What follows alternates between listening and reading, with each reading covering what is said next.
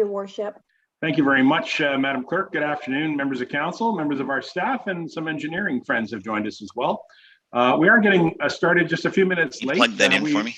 We apologize to people that are waiting for this meeting at 2 o'clock. There was a little bit of confusion about the meeting starting at 2 o'clock. I may have contributed to that confusion by mentioning it last night at our council meeting that I thought it was at 2:30, but nevertheless it is at 2 o'clock. It's scheduled at 2 o'clock, and council is here assembled, so we're going to move on and we'll start the meeting. So thank you very much. Again, this is a special meeting of council being held on Tuesday, October the 5th. And so at this time, I would like to call the meeting to order, and I'm going to ask for the approval of the agenda. I'll read the recommendation. Look for mover and seconder. Recommendation be it resolved. Council of the Township thereby hereby approve the agenda dated October 5, 2021 as presented. Can I have a mover and seconder? Mr. Broderick, Ms. Deneen, and Leishman, thank you, Ms. Deneen. Mr. McKechnie, please go right ahead. Thank you, Your Worship. I got looking at the agenda, and just the three roads in Ward 2, and they also extended into Ward 5 and Ward 1. We have those as recommendations 1, 2, and 3 on the agenda today. What I was wondering is the way I would like to see, just to have the meeting proceed maybe a little bit more smoothly, at least from my point of view, is that when Mr. Senton and Mr. Perot give their presentation, and we can have a discussion then on those three roads. But after that, when we actually get down to the recommendations, I would like to make a change here. I'd like to have recommendation number 3, which is concession 10, heard first, and then recommendation number 2, which is Fairgrounds Road, and then recommendation number 1, finally, which is Riverside Drive to concession 6, because I think the three roads are very similar, and the recommendations were slightly different. So I would like to see Riverside Drive / concession 6 dealt with last out of those three roads. So if we could do that, I would appreciate it. Okay, so for Councillor McKechnie, before we move on, I just want to help clarify your ask, and that is that you're simply asking for recommendation number 3 and number 1 to be change their positioning in our discussion. No, let's. You want to talk about number 3 is going to be, and then number 2, and then number 1. Exactly. So number 3 and number 1 are going to reverse positions. Yeah. I guess. Yeah, you're right. Yes, exactly. Trying to keep it simple. Yeah. Members of council, is there any? Already. Yeah. That's okay. Is there any changes or any recommendations or any objection to the change as proposed by our birthday boy, Councillor McKechnie? It's my birthday, so you all have to agree with me today. That's what my wife says. Well, I could admire your wife for her patience, and so we will try to extend a little bit of that today as well. There's no further, nothing further with the small amendment. We've got a mover and seconder. Is there anything further on the agenda? Seeing none, I'm prepared to call the motion. If I can just find my cards, where did I put them? All those in favor? There we go. Thank you. That carries. Thank you very much. Thank you. Okay, thank you, Deputy Mayor Burton, and that's great. Okay, council, item 2 is disclosure of pecuniary interest, general nature thereof. Any disclosures? I'm not sure there would be of any, but if there is anything that comes up, please bring it forward during this special meeting. We can deal with it at that time. All right, council, item number 3 is, let's just say it's the meat of the matter as far as our discussions today. We're talking about transportation issues. So item 3 has 3 items, 3.1, 3.2, 3.3. Item 3.1 is about 48 pages of council submitted comments. They are included in the agenda for the public record, and I don't believe we need to review any of them at this time because you all have had the opportunity to review them, and there are comments made by you individually, and so they're not, to be received as the direction of council, but they are part of this report. So given that we have a lot to discuss today, I'm asking we go straight to number 3.2, where we ask our Burnside and Associates to give us their response to the council comments. The council comments, as I said, is some lengthy document that was good reading material, that's for sure, and gave us all an update on various comments from the public, as well as those that are council members representing those areas. So I would like to ask Mr. Perot if he would like to introduce our engineering friend, Mr. Senton, and then we'll go to Mr. Senton's response. Mr. Pro, good afternoon. Good afternoon, Your Worship, members of council. Just to further on 3.1, as far as the point of council's submissions and comments that they had, Mr. Senton has included a summary breakdown of those comments and collection of comments at the very end of his letter. Yes. So it's important for council to note that we did take council's comments and questions into the matter, and along with the original draft report that was presented to council, Mr. Senton has provided a subsequent letter, and I'll hand it to him to maybe briefly go over that. I don't know if council wanted it up on the screen to go through, or if they just wanted to let Mr. Senton summarize his letter, and then if council had questions, they can address them to Mr. Senton. That's exactly where we're going. I'm leaving it up to you, gentlemen, as the engineering professionals, to give us the information that you feel that we need, and then council will debate the recommendations. So it's up to you, Mr. Pro. So Sasha, if you don't mind, just perhaps maybe putting that up as a screen share of Mr. Senton's letter, and then Henry, I'll turn it over to you. Okay, good afternoon. Thank you very much, Mr. Perot. I'm just going to briefly go through the letter that I prepared, and I think a lot of the discussion will be on individual roads.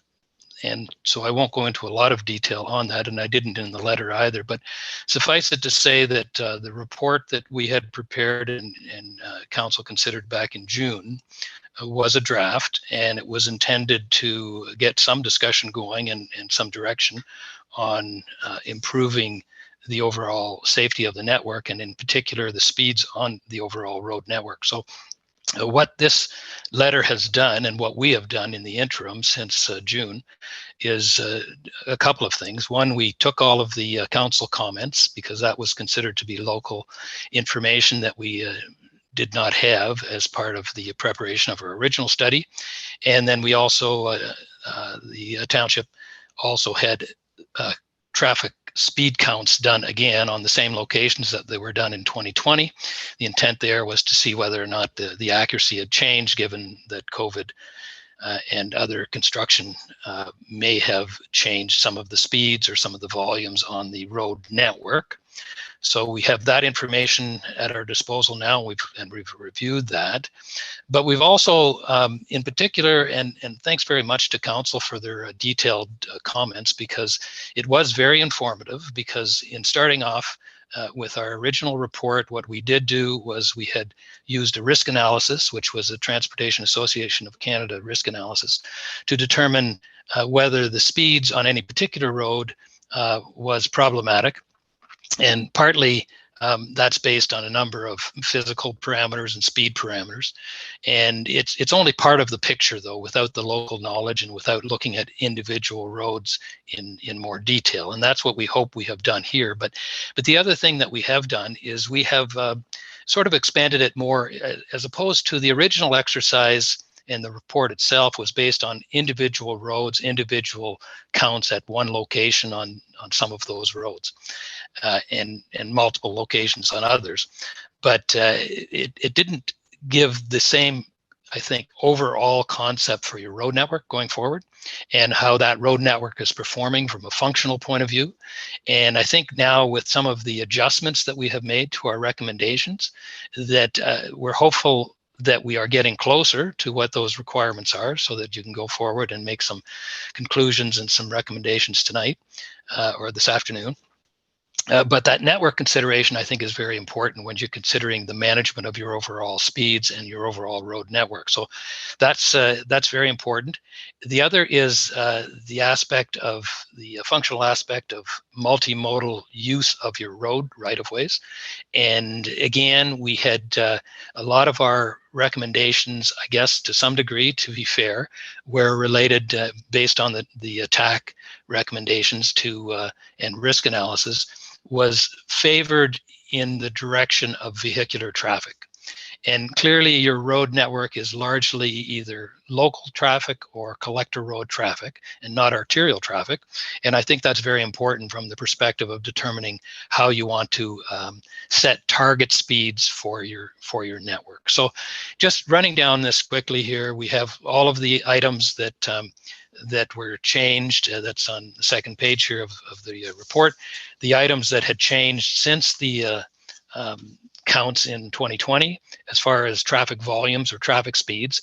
Most of the traffic speeds were in similar, but some of them were up considerably, like as I've noted there, Concession 10 had actually jumped 28 kilometers an hour with the average speeds, which is quite a jump. And again, the reason for that, I mean, it could be just the fact that you had more, that it was affected maybe with less traffic last year or whatever.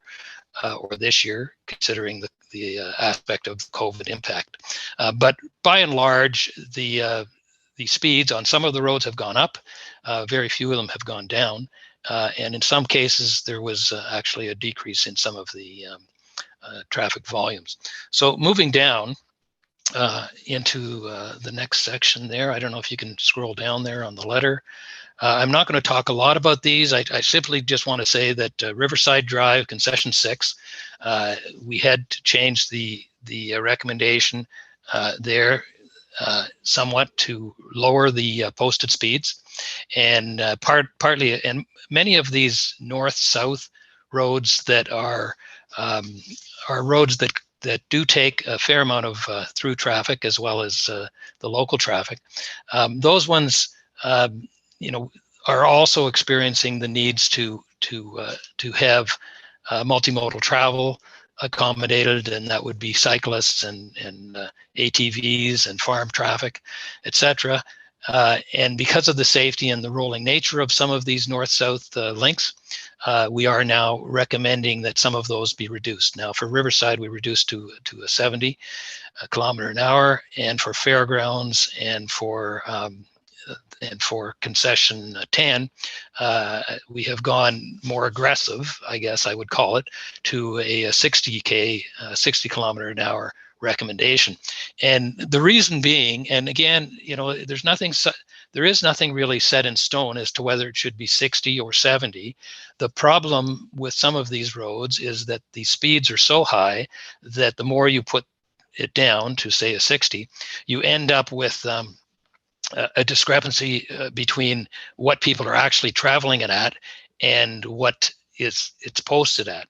And that can cause a problem depending on the volumes on the roads with differential speeds on your road system and people wanting to pass and et cetera. So, you know, I think council in their wisdom in making recommendations do have to consider that that the aggressive approach of 60, the hope would be that you're probably going to hit a target speed of 80.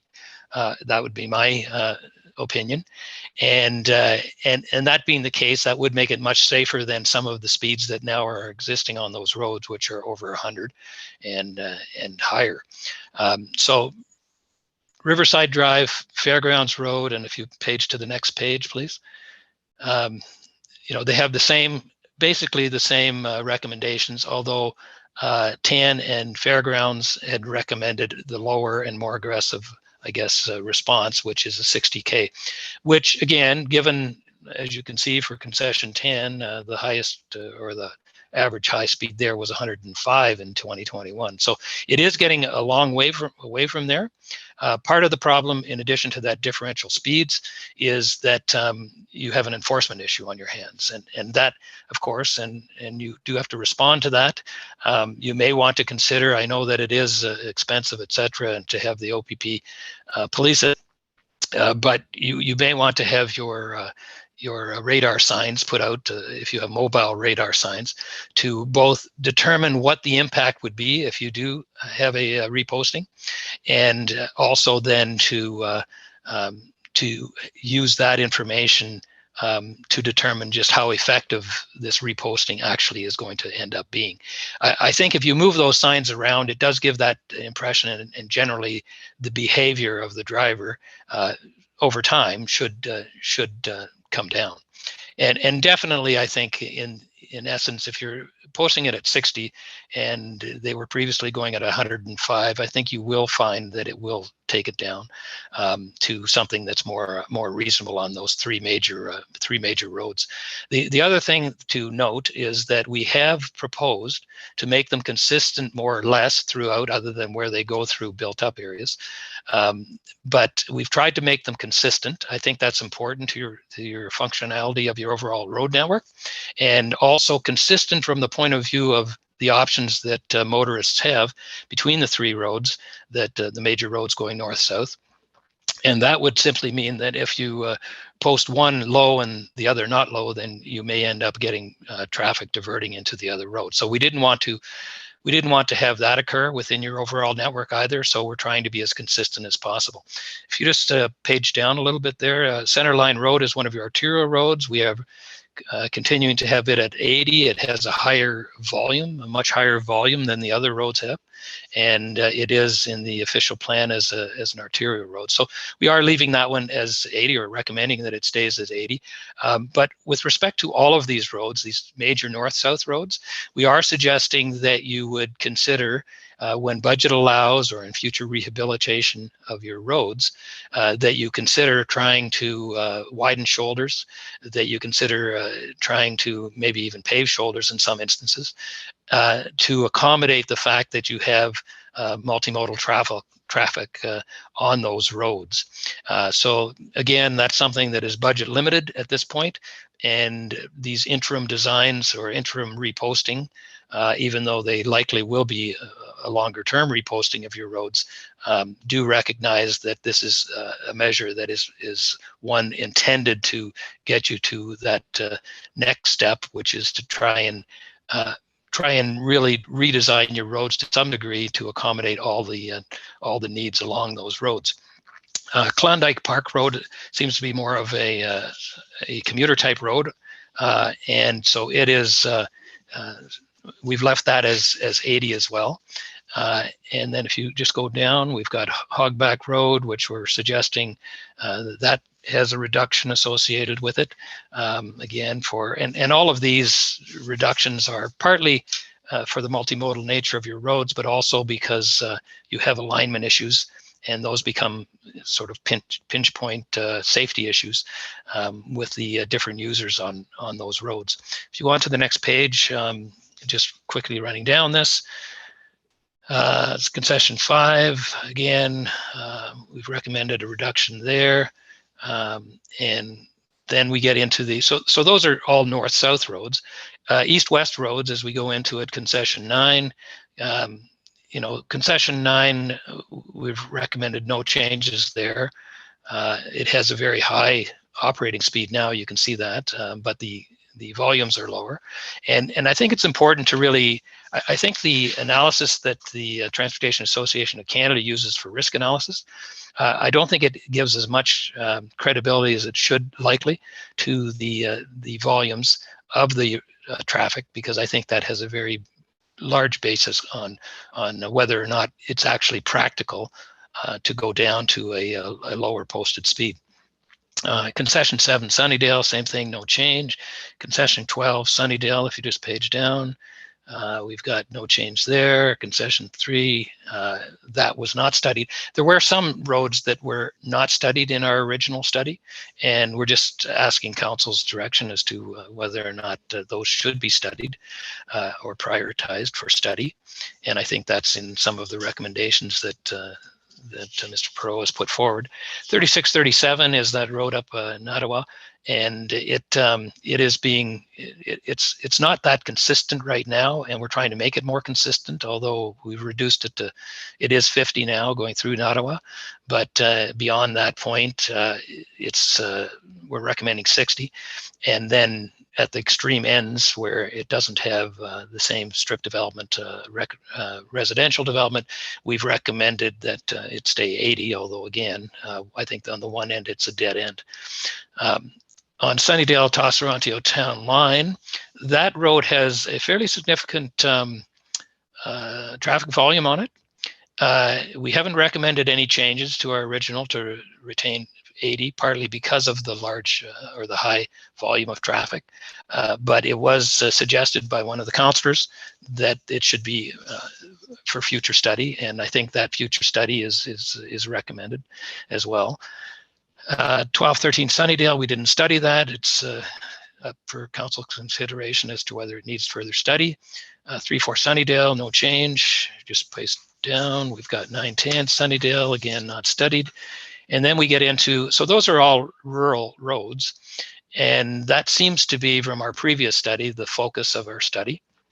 And now we get into some of the urban roads that were identified by council, the one subdivision, and reducing speeds in subdivisions. That's getting to be more typical for municipalities. I think Waterloo just went through the exercise of going down to 40, and they've been monitoring, and in their experience, some of the speeds went up actually, and some went down. So it's not quite conclusive. Much like posting of speeds, lower speeds, it will have an impact, but it's not the answer often if you have a conflict potential between different users or between the high speeds. And so we're just recommending in the urban areas that the policies be reviewed to try and incorporate complete streets, and probably Vision Zero is the safety aspect of that, but complete streets so that you have a good idea of functionality of your roads and what you're trying to accomplish from the different modes. The other roads that were mentioned, and they also weren't studied, Warrington, Sunnydale Street, and Creemore Urban Streets. And again, those we're suggesting could be rolled together once you update your policies relative to complete streets.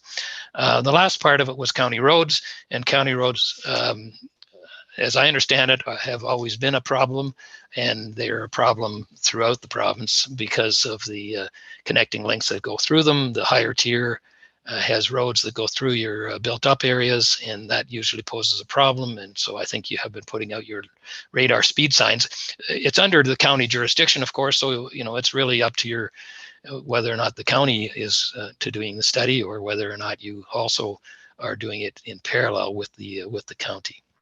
So they weren't part of our original study in any case. And then just the final comments under traffic volumes, just sort of to try and capture in a nutshell just what we're trying to do here with respect to the issues, that the traffic and the multimodal functionality of your roads, and prioritizing access, which is really what your local collector roads do.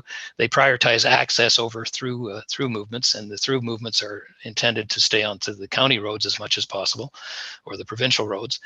And the possible mitigation, increased signage, definitely it assists in some cases, and revise the GPS routing. If you do lower your posted speeds, I think that will help from the point of view of routing traffic away from some of your local collector roads. And so that's where we're hopeful that will be accomplished with that as well. And then, of course, decreasing your posted speeds. The local road functional design, the fact that you have to accommodate all of these different modes, and that we're just suggesting that the reduction in speed, even though it isn't the silver bullet, it will there will be benefits to that, but monitoring it and enforcing it and those type of things still need to be resolved with that. And then the last point had to do with the development of standards, and you already have embarked on that, of course, with your traffic calming standards that you have in place, and we're just suggesting that you expand on that so that you can then have a better I guess, policy or more extensive policy that identifies some of these, knowing that some of the designs that are out there were put in place at a different time for different needs, and now going forward, they need to recognize these new needs. So that's my. Sorry, I didn't intend to take this much time out of your meeting, but that is what we're suggesting as part of this, and I welcome additional comments, and we'll hopefully be finalizing the report to capture whatever recommendations you are making this evening and going forward, and that it's basically a working document. Thank you very much. All right, thank you very much, Henry. I appreciate that, and good review. I did not mean to drive past item 3.1 on our agenda. I appreciate you reviewing your letter, and I did read your letter, so I appreciate that review. That was very helpful. So at this time, then, I'll just ask us, is there any member of council with any questions to Henry's comments and letters? I see Councillor Patterson. Anybody else? Mr. McKechnie? Go ahead, Tom, and then John. Okay. Yeah, just a couple of comments. I thought the report from the beginning was a good starting point. Yes. And would hope that would lead to what we're doing today. And I especially thank that you redid some of the volumes counts and reconsidered some of the changed conditions that brought us perhaps sooner to this decision than I thought. And I would hope that with some continuity in this discussion between staff and council, of course, but that we do some kind of a follow-up in a year or two. I call it performance management. Make a good decision and test to see if it actually got the desired effects. So it would be good if Henry, you came back and did that work, but those are just my thoughts. But I know a lot of us are tired of hearing about traffic complaints, but I think we have to get used to always trying to make our roads safer. And I think it's a continuing process. I would hope we add a review of what we do today to what we do annually or semi-annually, whatever. So appreciate the report. Thanks. Well, thank you, Councillor Patterson. Mr. McKechnie, and then Mr. Broderick. Thank you, Your Worship. And first of all, thank you to Dan Perot and his staff, and Henry, and of RJ Burnside. And I'd like to thank you for hearing and acting upon the concerns of the residents and in your revised recommendations to lower the speed on north-south roads. So thank you again for listening to us, and I very much appreciate it. So my question is to Mr. Senton. So we're talking about concession 10, Fairgrounds Road, and concession 6, and just let's say for ease of recognition, I know the Riverside Drive / concession 6 sort of a combination, but I'm just going to call it concession 6 to make it easy. So Mr. Senton, can you just tell us what you think of treating those two roads, because they are so similar in structure, length, they're close together, they've got the same shoulders. They should be, did I hear you right, that they should be treated similarly? And I think I heard you say that if we have higher speeds on one than on the other, we're just looking at a diversion of traffic from one to the other. Was that correct? And lastly, my last question is, down the road, at some point down the road, and we do have an issue with cyclists in Clearview. Love them or hate them, they're there. They're going to be there to stay. What do you think of trying to encourage cyclists just to use one road as much as possible rather than spread out on all three? If we encourage cyclists just, for instance, to use concession 6 Riverside Drive, that seems to be where they are most of the time now. Anyway, so those are my questions. Basically, treating the Fairgrounds Road and concession 6 similar as far as speed, because they are similar roads and they're close together. And so just like your comments on that again, please. Through you, Mr. Mayor, thank you very much. I think that when we looked at concession 6, it was more driven by the fact that it has quite a bit lower traffic volumes than Fairgrounds Road has. So that was a differentiating factor. But beyond that, I am more than happy to suggest that concession 6 also should have a 60 kilometer, because it goes along the lines of, as I said in my presentation, that it's a more aggressive approach to speed management and to, I guess, multimodal travel.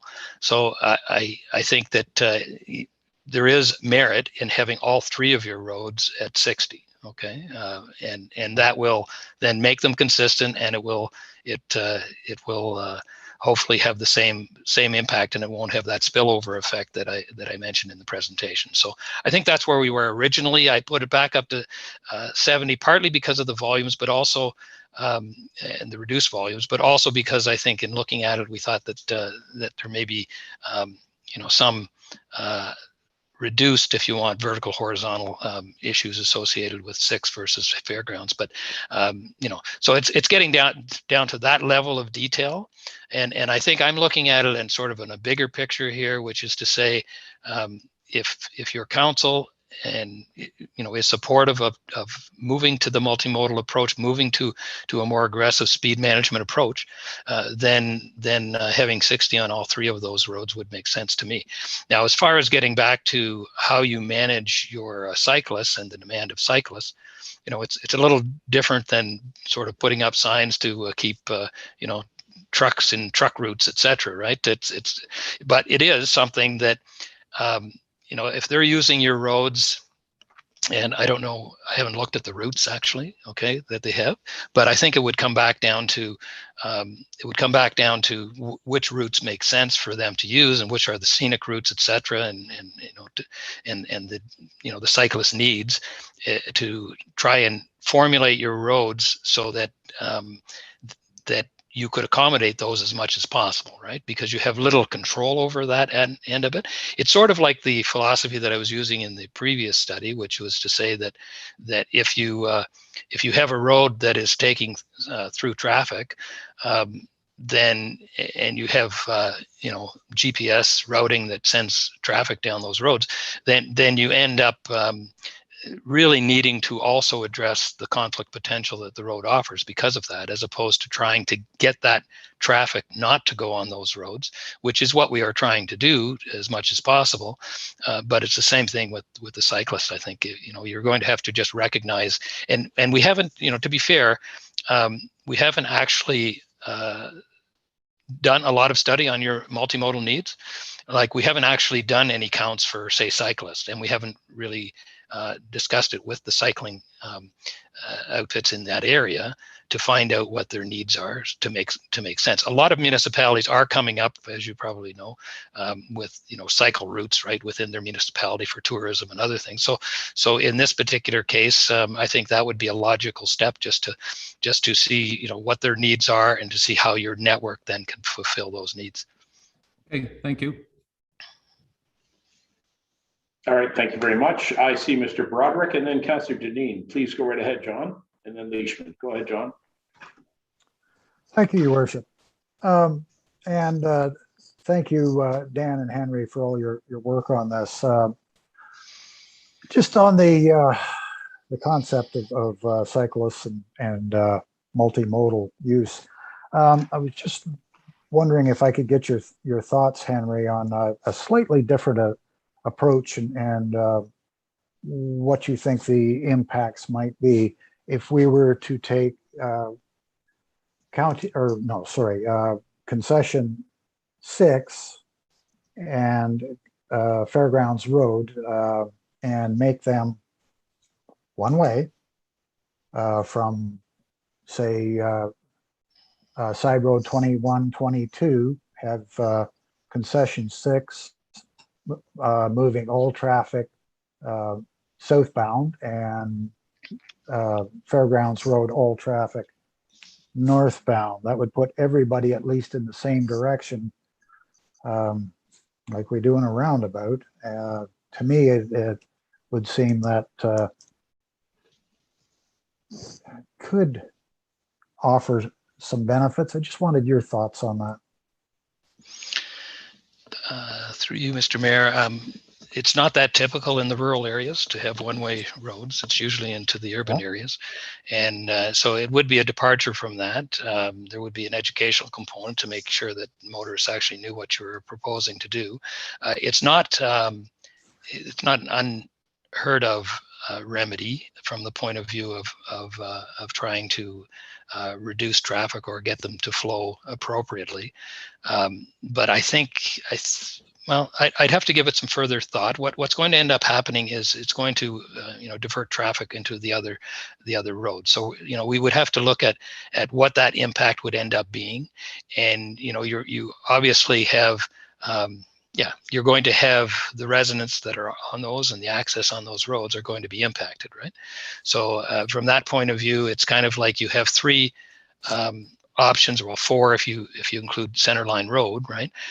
Four major routes to move things north-south, and quite often, if you can disperse traffic, you're going to minimize the impacts, okay? Because it spreads it out, right? So I think that would be my primary concern as to whether it's diverting traffic into other areas that maybe are creating other problems, and that dispersed traffic, from a point of view of moving traffic on one-way roads, where we usually deal with it is in urban areas, and it's usually dealt with on an intersection capacity issue basis, or on a like if you go to, say, Hamilton, they've got lots of those, and it's really based on trying to move traffic, and it's a capacity issue and a level of service issue for those. But when it comes to a rural area, I think you're probably I don't think that the solution at this point anyway, that I don't know that would be the answer to what you're trying to accomplish with this. Okay, because with the even with a one-way road, you end up with higher speeds typically, because there's no friction the other way. Like, part of your problem on these north-south roads is there isn't a lot of traffic on some of them, and because of that, motorists aren't that concerned with the fact that they're going fairly high speeds, because they don't really encounter another vehicle, or very few vehicles coming the other direction. So the friction that is presented by two-way traffic, and in urban areas by, say, parking on roads, etc., that's all considered to be a positive to the degree of motorists then understanding that there's an inherent conflict potential, and then reducing their speeds accordingly. So. Councillor Broderick, if I may, I'm going to go to the fire chief. He's asked to speak. Thank you, Your Worship. Just add a little bit to that as well. That certainly does bring concerns with response times on those roads to properties. And one of the biggest reasons is if we look at roads like the 1819 side road that are summer roads only and no winter maintenance. In doing that, we would have to bring fire apparatus up from Creemore to respond to the top end of those roads, or bring apparatus down from Stainer to near the top end of Creemore. So I definitely do have some concerns if we were to look at something like that. Fair enough. All right, Councillor Broderick, anything further then? No, thank you. All right, good points, and thank you for being revolutionary in your idea thinking. Appreciate that input. Not my idea, but it seemed interesting. All right, thank you. Councillor Deneen, I believe you're next, and then Councillor Leishman. Is there anybody else who has questions to Mr. Senton? Okay, go ahead, Phyllis. Thank you, Your Worship. Through you to Mr. Senton, please. Don't get me wrong. I really appreciate the speed reduction down to 60 on the 36, 37. I'm just wondering why you would I'm wondering why you would put the speed back up. Why couldn't it just stay at 50 for the concession, just to make it all uniform through? I know somebody said to me something about traffic flow, but they're not going anywhere at the end of one road, except to the end of that road or out to the Battle. And it's slow through there. And at the end of our road, they're not really going anywhere either. I'm just wondering why you wouldn't make it consistent 50 right through the country block. Wondering what the reasoning is there. Through you, Mr. Mayor. The reasoning generally is that it is it's considered to be rural still, okay, outside of Battle there. And because of that, the 60 is unless there is, unless the motorist has realization that there's either adjacent development along there that is raising the awareness, or is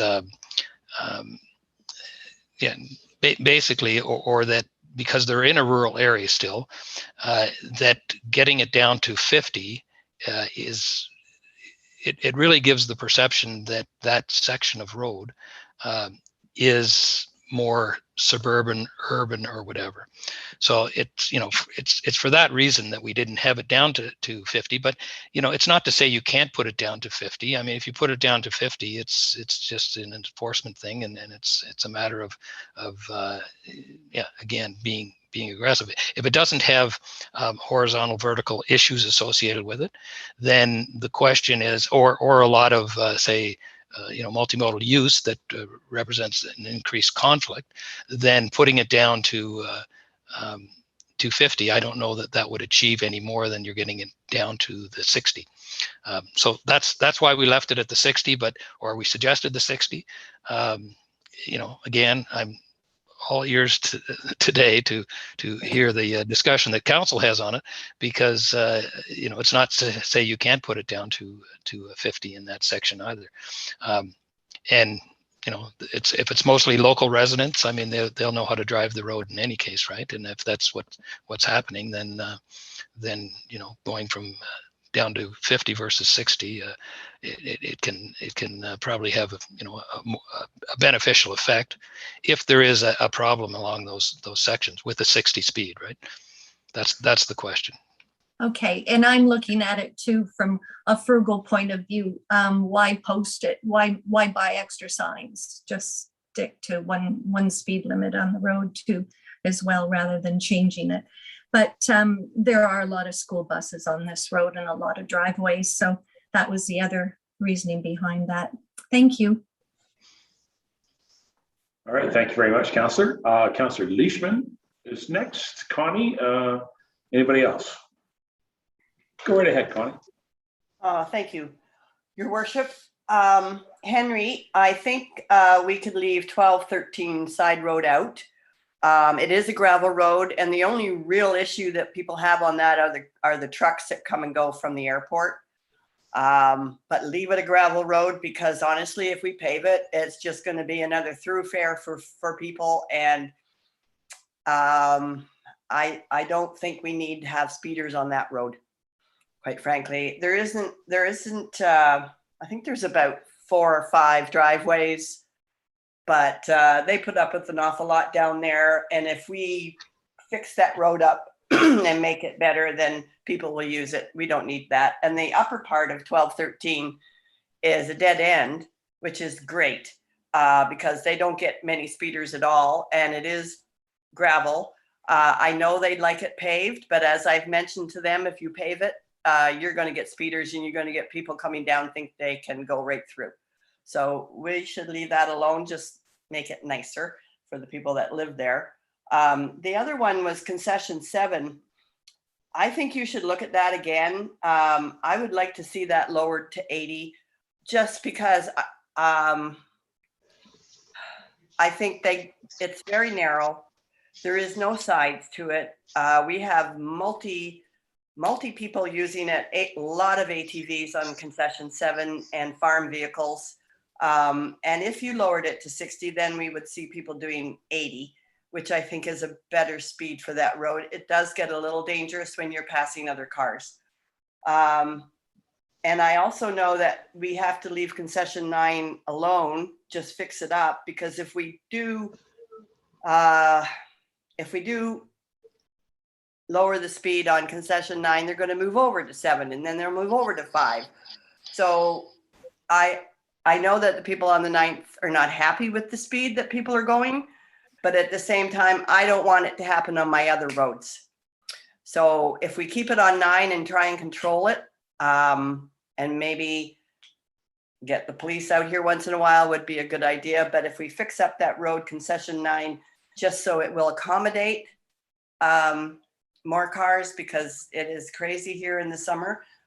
Thinking a line down the middle would be a great idea.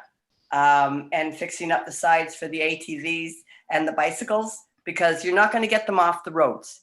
Let's face it, our rural roads are used by cyclists, ATVs, motorcycles, and all kinds of other people, and walkers. I have walkers on Concession 9, and honestly, I fear for them.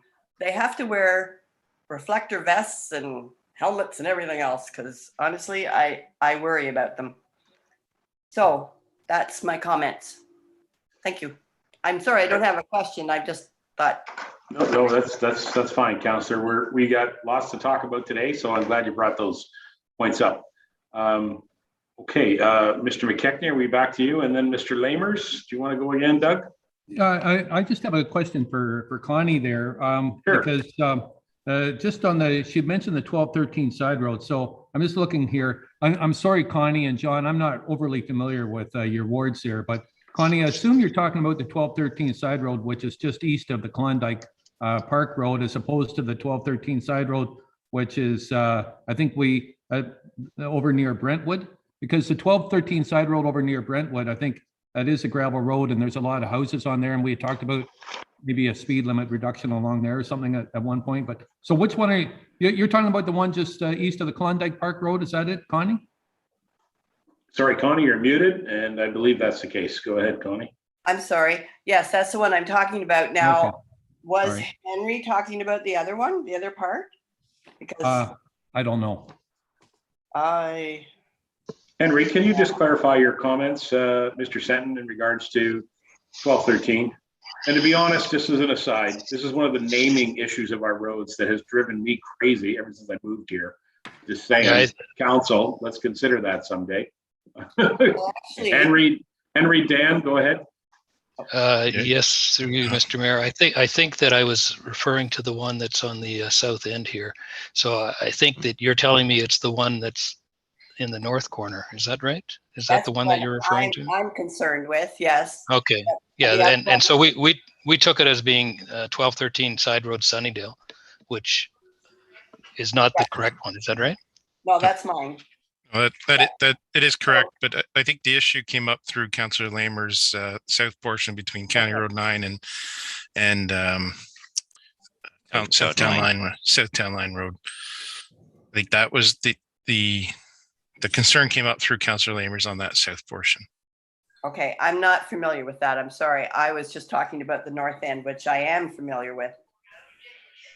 And we've over my few years, we've heard from a few residents about that 1213 as a somewhat shortcut to somewhere to get us somewhere to nowhere. But yeah. Members of council will certainly recall that at a regular council meeting, we had a public participation commentary in regards to the 1213. Mr. Lamers, you spoke about it as well, and certainly the one at the south end of our township is the one that we've heard about. I just want to go directly to Mr. Lamers, Councillor Lamers. Do you have any comment about the 1213 or residents that have spoken to you in that area?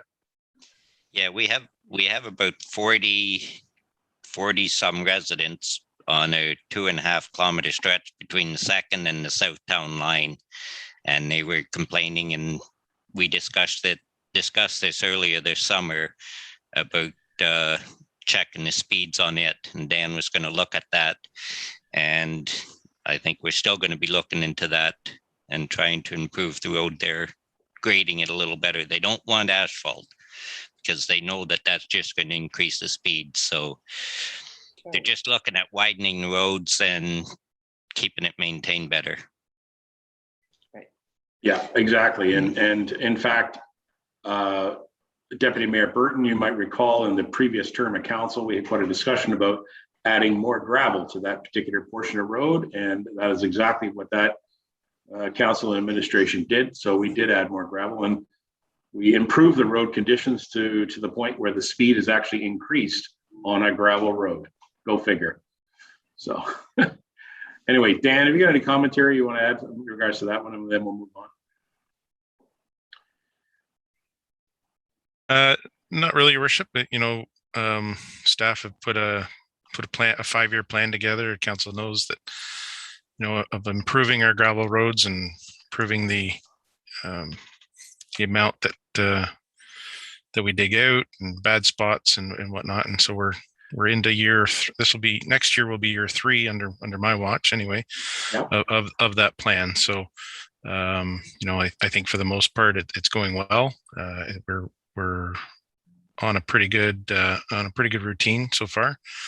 And I believe this year we moved down into that area. So depends on our operations staff and where they want to, dig out and focus on, which roads they want to focus on this year as far as dig outs. But that whole area, I believe, is slated for this year.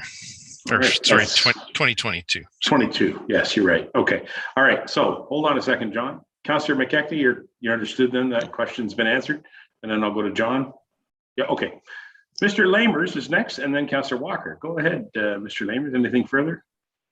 Yes, we have to watch out with what we do to Centerline Road, because if we do too much to Centerline Road, we're just going to force them over one more to 3 Forsyth Road and create more of a problem there. So we have to watch that we treat both those two north-south roads together.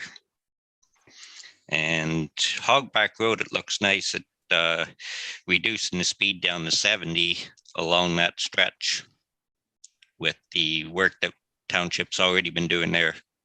Big improvement already. I agree with you. Thank you for that.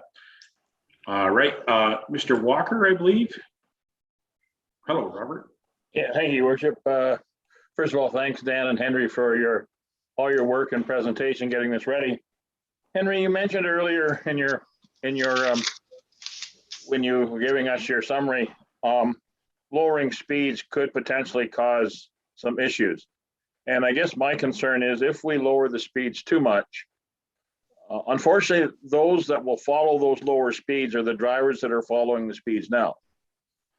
What I'm afraid of we're going to create are more possible accidents on those roads where sight lines are not good, because the drivers that don't seem to give a darn about speed are going to take chances in passing, etc., on hills where sight lines aren't good.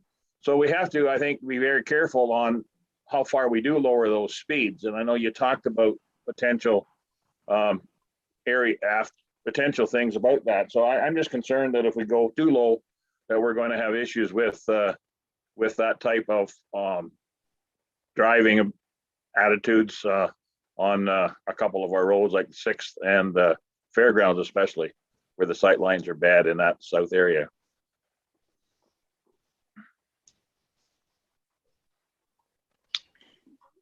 Mr. Seton, Mr. Perot, any comment to Mr. Walker's suggestion? Through you, Mr. Mayor. I mean, I did mention that, and it is from the point of view of trying to have a target speed that is within a certain amount of the posted speed, that is considered to be the design target. In this particular case, those roads, if you find, like with the ones that they're going, say, over 100K on, that is a potential, and you just have to realize that there's a trade-off that's going on here, and you will have that potential occurring. I mean, that's a motorist behavior thing that occurs, and again, my impression is that when you monitor these as they go in, not only monitoring the speeds year over year, but monitoring collisions to ensure that you aren't creating a problem because of the differentials along those roads. I think most of those roads, I mean, there are locations where you have sightline constraints, but there's other locations where if you have the width of the road, passing maneuvers can occur, and they can occur safely. And because of the lower volumes on those roads, I don't believe that they are going to create a situation that is going to really increase the conflict potential significantly. I do believe that with putting it to the lower posted speed, you are going to have motorists, in the majority of them traveling 10 or 20 over the posted speed.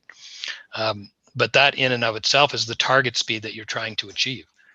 And so that's really where we're coming down to. We're trying to give you something that you can achieve a target speed.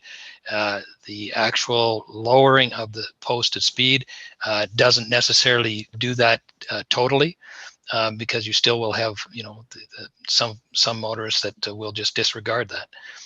But I think from what I'm hearing from the council comments, and from what I'm hearing about the uses of your roads, that going to the more aggressive approach is a reasonable approach to take, as opposed to leaving the posted speed up simply because that facilitates the movement, the higher movements, and continues to have then motorists going, you know, over 100 on those roads. All right, appreciate that. Is there any other questions to the report and the comments that our engineer and or our staff have provided? If not, I'm prepared to move on if council is prepared. Item 3.3 is the presentation that Dan has prepared, and then we can move to our recommendations. Is that comfortable to everybody? Are we there? Thank you. Good discussion so far, and I just want to put a commentary out there. Obviously, we're not solving all the problems tonight or this afternoon, but we're having a good discussion about how we can bring some changes that will help us across the entire community. All right, Madam Clerk, can you bring up 3.3, and then we'll turn it over to Dan. Dan, are you leading this portion? Yes, Your Worship. Thank you. All right, I'm going to mute and you carry on.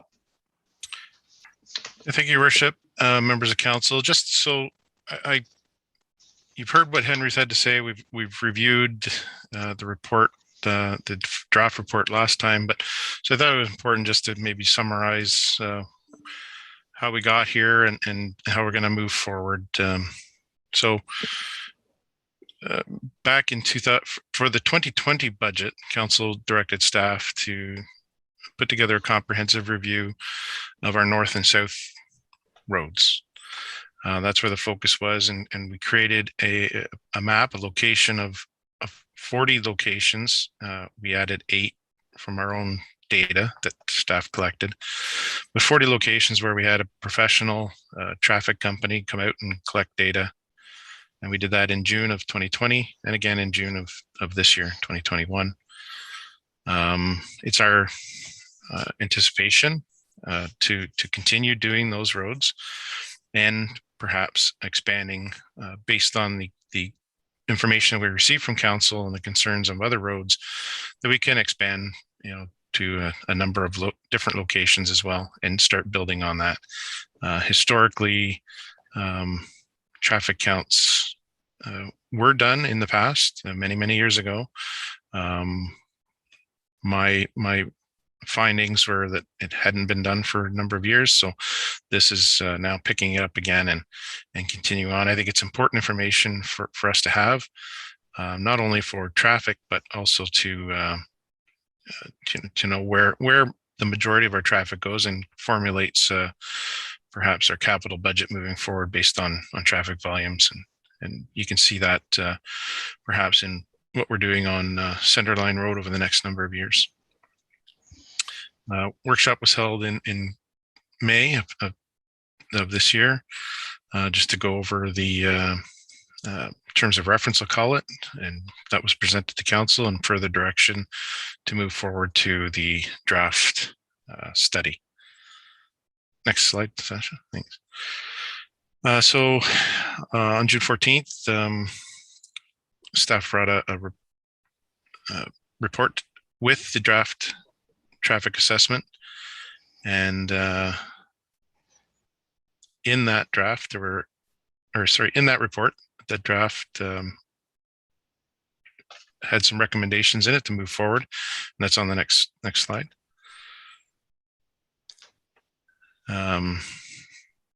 So in that draft report, it was further review of horizontal vertical curve operating speeds of particular or of many roads.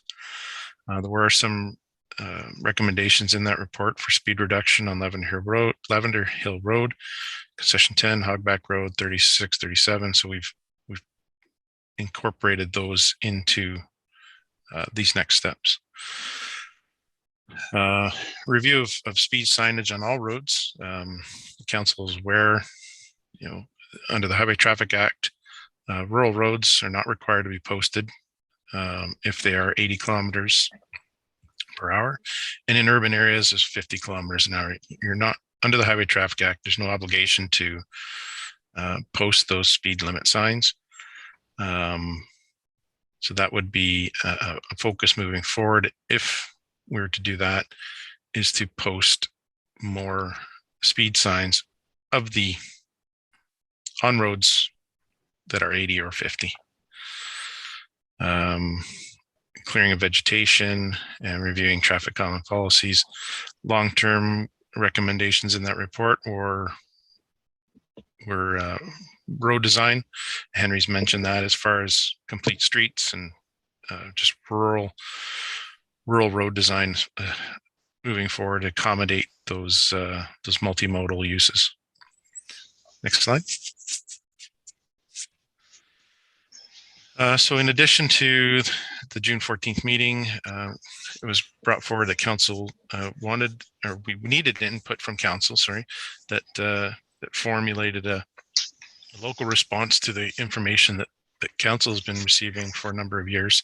And they're summarized by also in Henry's report, but focusing on speed, traffic calming, GPS navigation, road design, alignment, multimodal traffic, etc. Next slide. So we took a look at that and working with Henry, providing a recommendation to council for this report today is to reduce the speed from 70 to 60 from County Road 9 to 1516 Side Road, and mainly to address the horizontal alignment constraints on that road. That stretch of road is 6 kilometers, and that would require approximately 20 signs at a cost of about $8,000. Now, the way we've calculated moving forward, you'll see the numbers on that. The way we've calculated that is that our best estimate is that it's about $400 per sign. That would include the cost of the sign, the post, the staff and equipment to erect that sign. Keeping in mind that the sign and the post are simple.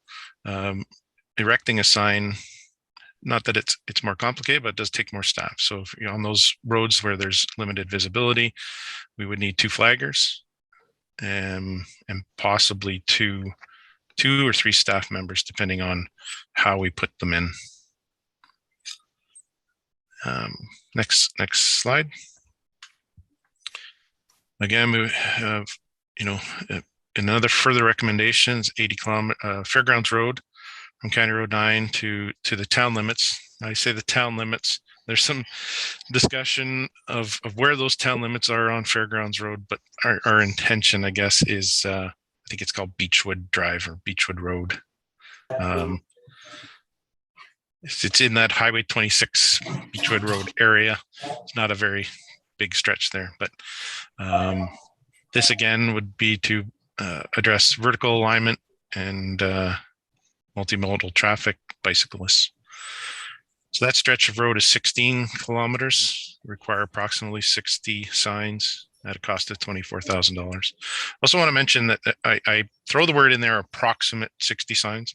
Can I ask you a question, dude? Henry or Terry, you need a mute.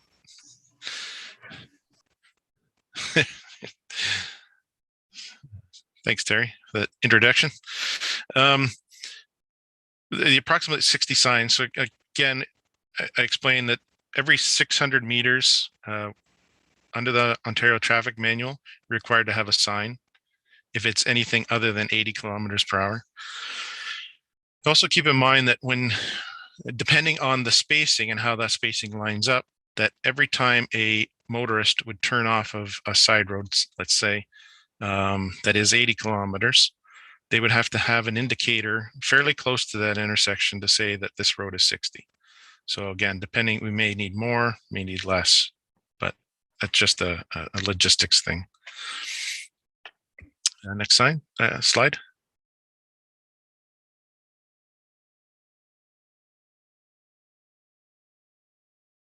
There we go. So, yeah, so again, concession 10. Similarly, it's County Road, from County Road 124, the south limits to the town limits to the north. That's Poplar Side Road. Address vertical and multimodal travel, 13 kilometers at 45 signs.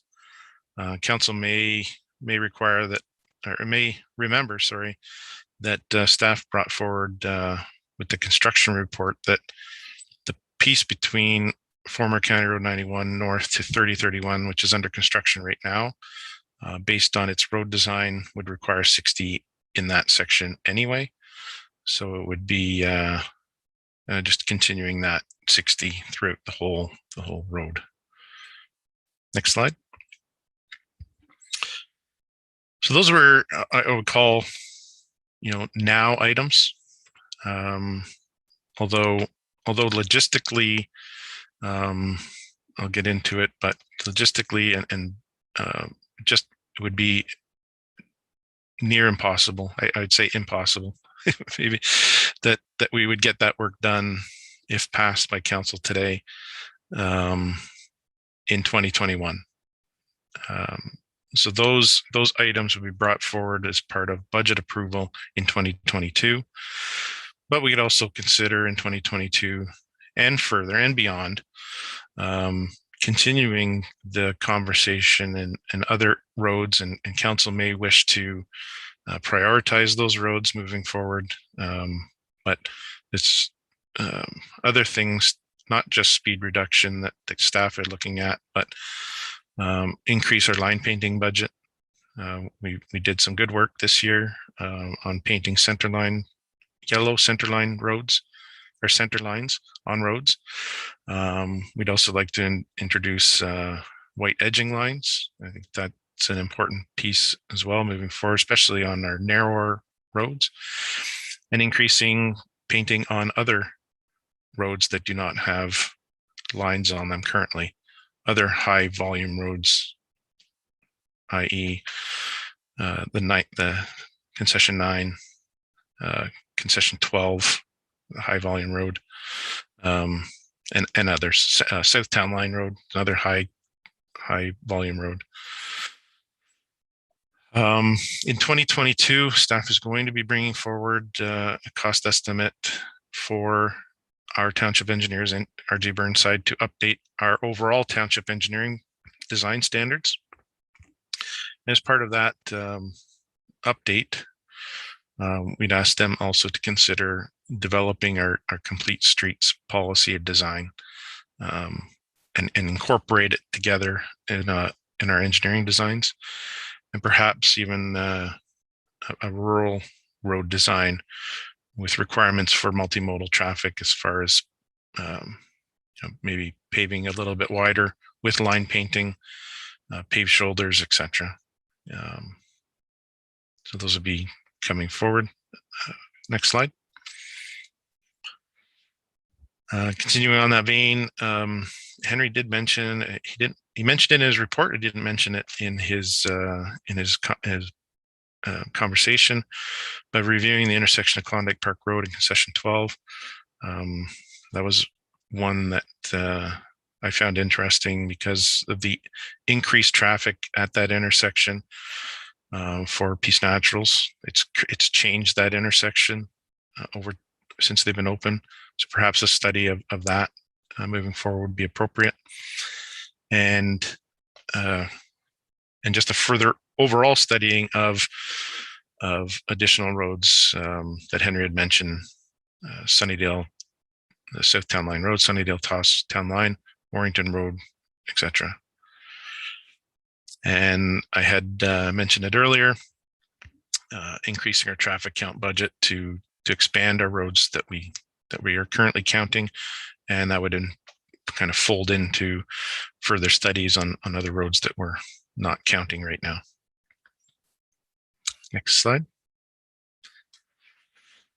So I mentioned a bit, but some constraints.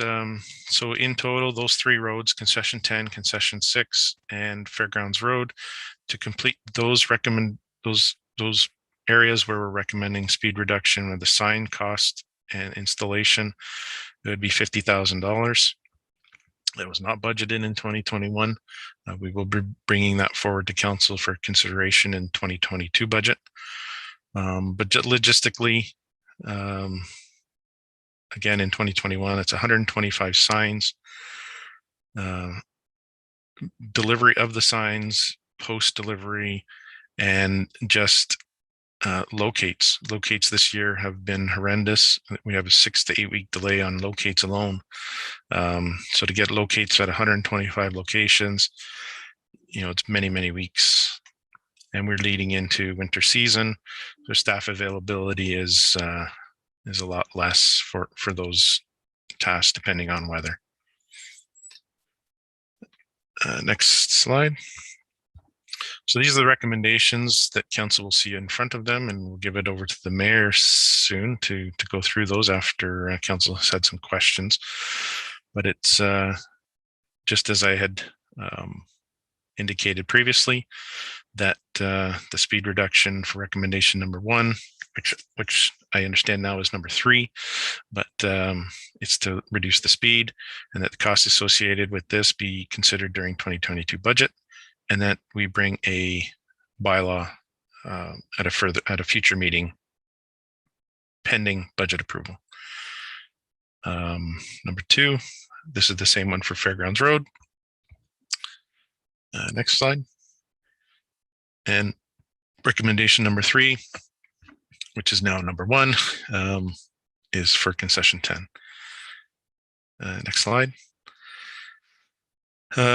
Recommendation number 4 to your agenda is to implement recommendations to follow up with this for various items as far as Hogback Road, Concession 5, 3637, Lavender Hill Road, roads that we've talked about before.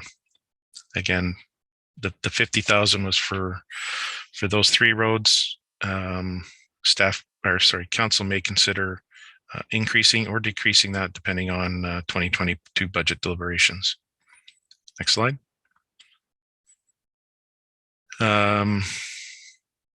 Recommendation number 5 would be to line painting. Just as I had described before, potentially increasing the budget for line painting in 2022.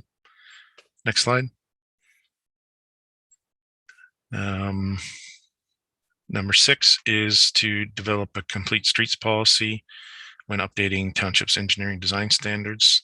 That again could be folded into that one cost item, but that would be an expectation that Burnside could do that in coordination with updating the overall engineering design standards. Next recommendation, or next slide. And that the council supports developing a rural road design specification so that when we go in the future to reconstruct some of our rural roads, that a multimodal travel aspect is considered in the future paving projects. And this, I want to maybe take a minute just to expand on the multimodal aspect of it, because I think it's important to let council know that, just paving a piece of shoulder, let's say, if we pave 7 meters of asphalt right now, to go to 8 or 8.5 meters, it may seem simple, but if you take into all the aspects of gradient, elevation, whatever you want to call it, on a lot of those I'll say Nottawasaga Township roads, those old Nottawasaga Township roads, where they do have those vertical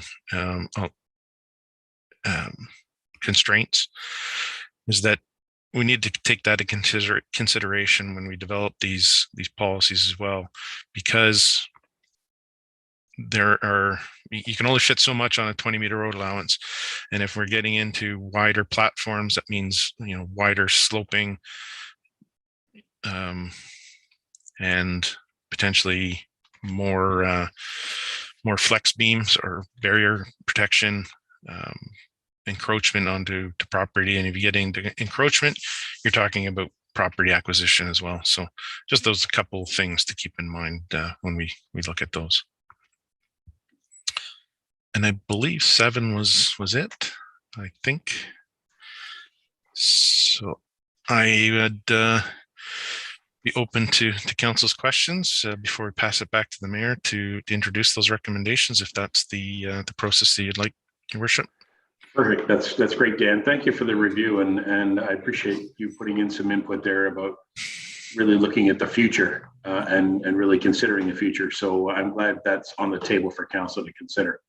Obviously, we're dealing with recommendations and questions and comments from our public and our residents, and we want to be reactive to them and react to their asks and their desire to create the roads immediately with some problems. But I do believe it's good for us to look at the future of our road network as well. So thank you for putting those into those recommendations. All right, members of council, do you have any quick questions to Dan before we get into items? I'm going to go to Councillor McKechnie, then Councillor Deneen. And actually, for one moment, I'm going to step away because I have a phone call. I'm going to pass the chair to the Deputy Mayor for a few moments, but I will be back. Thank you.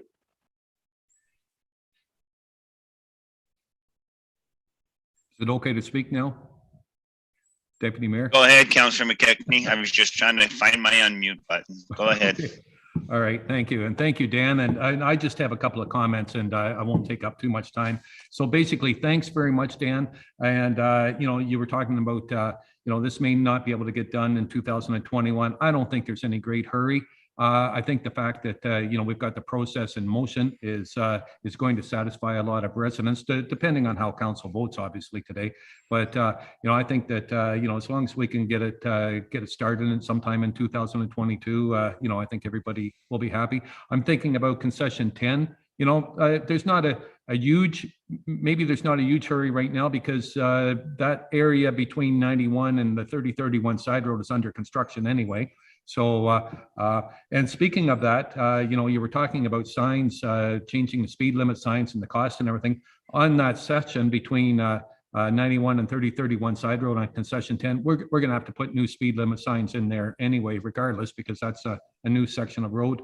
I like your thinking on the, you were talking about the multimodal road improvements and how it's just not a case of throwing some pavement down at the side of the road. There's a lot involved. And I was looking at a report from the town of the Blue Mountains, and it is quite expensive to put bike lanes in.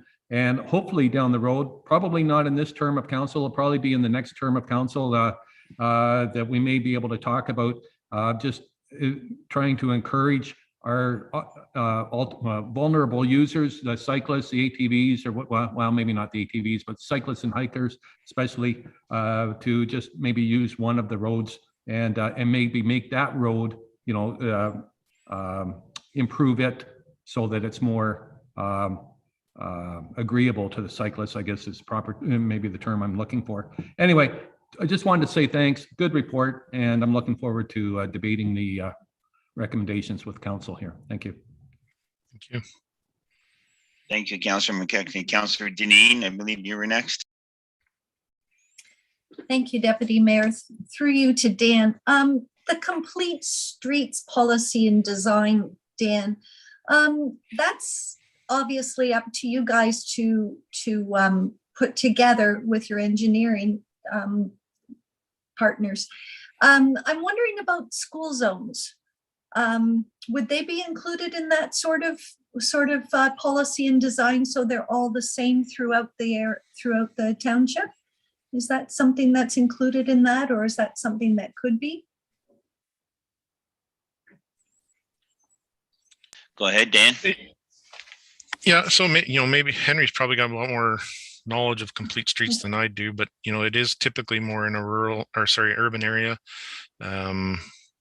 where you're developing the road to accommodate all the traffic and all the other users in an urban setting.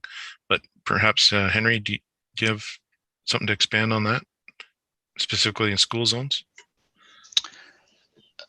Yes. Yeah. Generally, what the complete streets is intended to do is to look at the role and the function of different types of roads within your municipality. So, it's going to introduce to you elements that deal with the classification of the road, the land use, the access density, and, the type of use. School zones would be included in that, storm drainage, the posted speeds, travel lanes, cycling, pedestrians, boulevard needs, that kind of thing. And then different roads, it's sort of like recategorizing your road system, and those areas of high conflict that have special needs, like school zones, definitely they can be addressed, because they do have both different speed needs, but also pedestrian movement needs, and also pickup drop off needs, and that type of thing. So that definitely can be put into there, and then it addresses cross sections, and it addresses the overall design vision that you have for speeds within those areas, the lane widths, the clearance zone, intersection radii. So there's an overlap between the urban and the rural, and they're different, but it definitely will consider where you have those high conflict areas. That's the whole idea behind the complete streets. Okay, thank you. I see his worship is back, so I will pass the chair back to his worship. Thank you. Thank you, Barry. Thank you very much. Does anybody else have any questions to Dan or, Tom is there, and then Councillor Leishman. Okay, Councillor Patterson, go right ahead. Okay. Again, I've said it with Henry, and I appreciate what Dan's doing in terms of our senior staff, giving us a 2 or 3, what effectively is a 2 or 3 or 4 year outlook, 5 year perhaps, depending on how we label it. And this is something we really needed to do, and that's the nature of this comprehensive design. We have a framework now, so I really appreciate that. And look forward to the discussion of our priorities going into. Essentially, I'm treating everything we're talking about today as 2022 opportunities with in terms of consideration and the budget. Not all of it can be done in 2022. I realize that. So hopefully, the ones we do approve today that will cost money in the budget, we will approach this as council has made a decision in terms of making our roads safer, and now the task of the budget process is to find the money to do that. And that'll be difficult, maybe, it will be difficult in terms of all the priorities we have to face, but I hope that's the commitment we make today on these when we vote yes to doing the engineering, that we find the money in the budget. Just a comment, but looking forward. I think it's appropriate now and only now to talk about County Road 9 as being a distinct project because of the road authority being County Road 9. And the other aspect to think about is that it is a county road entirely in Clearview. Okay, so it runs from 124 to Cash, a little further. Well, actually, it is entirely. It goes right to 10.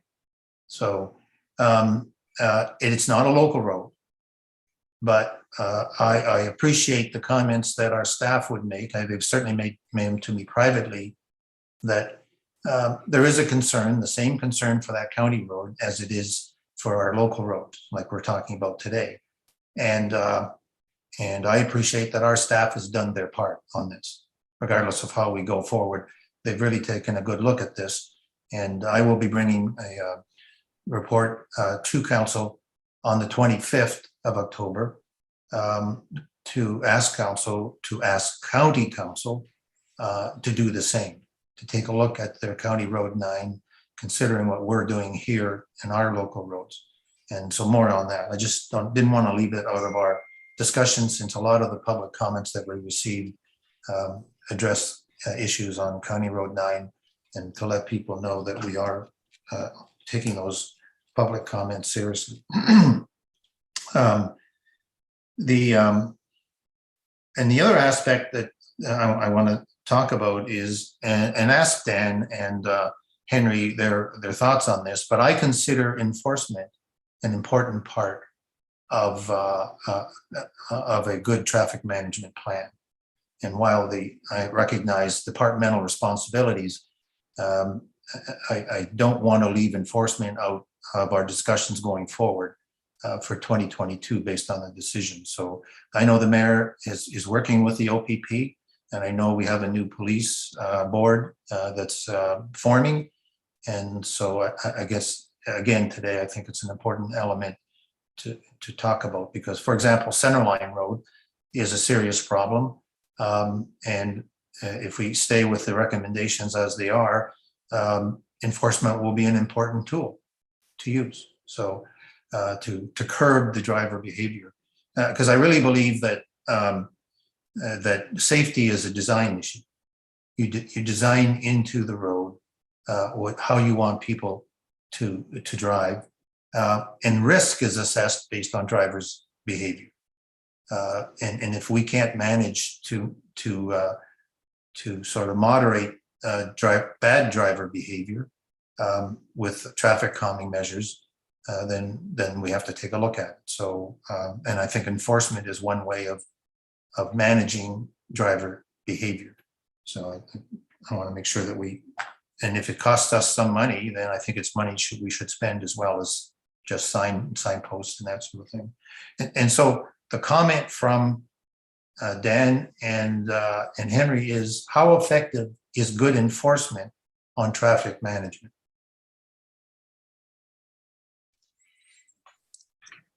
That's, to me, Councillor Pash, through your worship, Councillor Pash, that sounds more like an expert question to me than that. But I can give you an anecdotal comment, I guess. But so when County of Simcoe reduced the speed, and I travel it every day back and forth to work, but they reduced the speed on County Road 90 through Angus, and they extended it out to just past the bridge of the Nottawasaga River. You do see enforcement in that location quite frequently, probably 3-4. I see it probably 3-4 times a week through that area. And you know that you need to be slowing down in that section of road, because there's a chance that enforcement might be there. So, but I'll leave Henry on the on maybe a more of an expert view on that aspect of enforcement. Please drive safe, Dan. Over to you, Henry. Yeah, I definitely agree with Councillor Patterson that enforcement is a part of the overall equation here, and you can't just ignore it. I mean, monitoring is a part, enforcement is a part. Unfortunately, traffic calming measures, even though they work fairly effectively in the urban areas, in the rural areas, the actual types of traffic calming is limited. And realizing that, as I mentioned earlier, you do have some things that you can do. The idea of enforcement or of speed reductions being well, if the enforcement isn't in place on a regular basis, then the speed behavior, as Councillor Patterson said, will revert. Okay, it'll revert back to similar to what it was. That's just the nature of human behavior. So you do need to have a fairly regular enforcement, and if you can find ways of doing that without, to be cost effective, then definitely, do that. If you can put your speed signs out there and move them around, that's, probably going to get you some results in that. Ultimately, the province, and especially in the urban areas, are going, and in the high conflict areas like school zones, they're going to the camera enforcement, and that definitely will change, behavior. Okay, because that's where it hits the motorists. So as Dan said, if you know that you always see enforcement, you're going to, then it will change your behavior. So it's definitely part of it. It's just a matter of, who actually does it. All right. I appreciate that, Henry, and thank you very much. You know, we are working with the OPP. I spoke to them this weekend. I spoke to them again on Monday, and here we are Tuesday. So certainly the officers of the OPP do their best in our community, and we also have to continue to provide cost-effective services. So, Councillor Patterson, to your point about enforcement, yes, we can put an officer on every corner, but the taxpayers would have to bear that burden to cost that. So it would be extremely expensive. So we do work with them to get the best services that we possibly can. And so we'll hope that we continue to have that good relationship with the OPP. And also from an engineering point of view, I'm sure Dan has shared many opportunities or many pieces of information with them about some of the data that's collected in our signs. So that's very helpful for them as well as for us as well. All right, I think there was, if there's nothing further, Tom, we're going to the next counselor. Tom, are you okay? Ms. Leishman, I think you're next, and then we need to move on. What do you got, Connie? No, that's okay. My question was from before and we've already moved on, so thank you. Okay. Okay. Anybody else with anything further? I have one small question for Dan, and that's in regards to your comment about the cost of signs.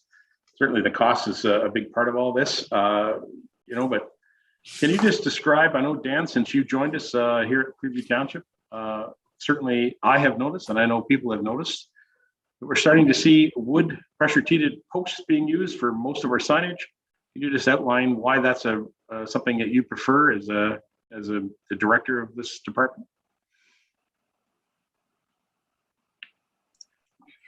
Thank you, Worship. And yeah, if they are wood signs versus steel signs, they are easier, I guess, if you want to call it, easier to handle. Yep. Easier to install. In some instances, we could get away with without doing locates, perhaps, with the use of vac trucks. So you can suck a hole of dirt out and put them in. They're easier to replace if they were to be broken. You know, you pull the sign out, you put a new one in. That was just the ease of that.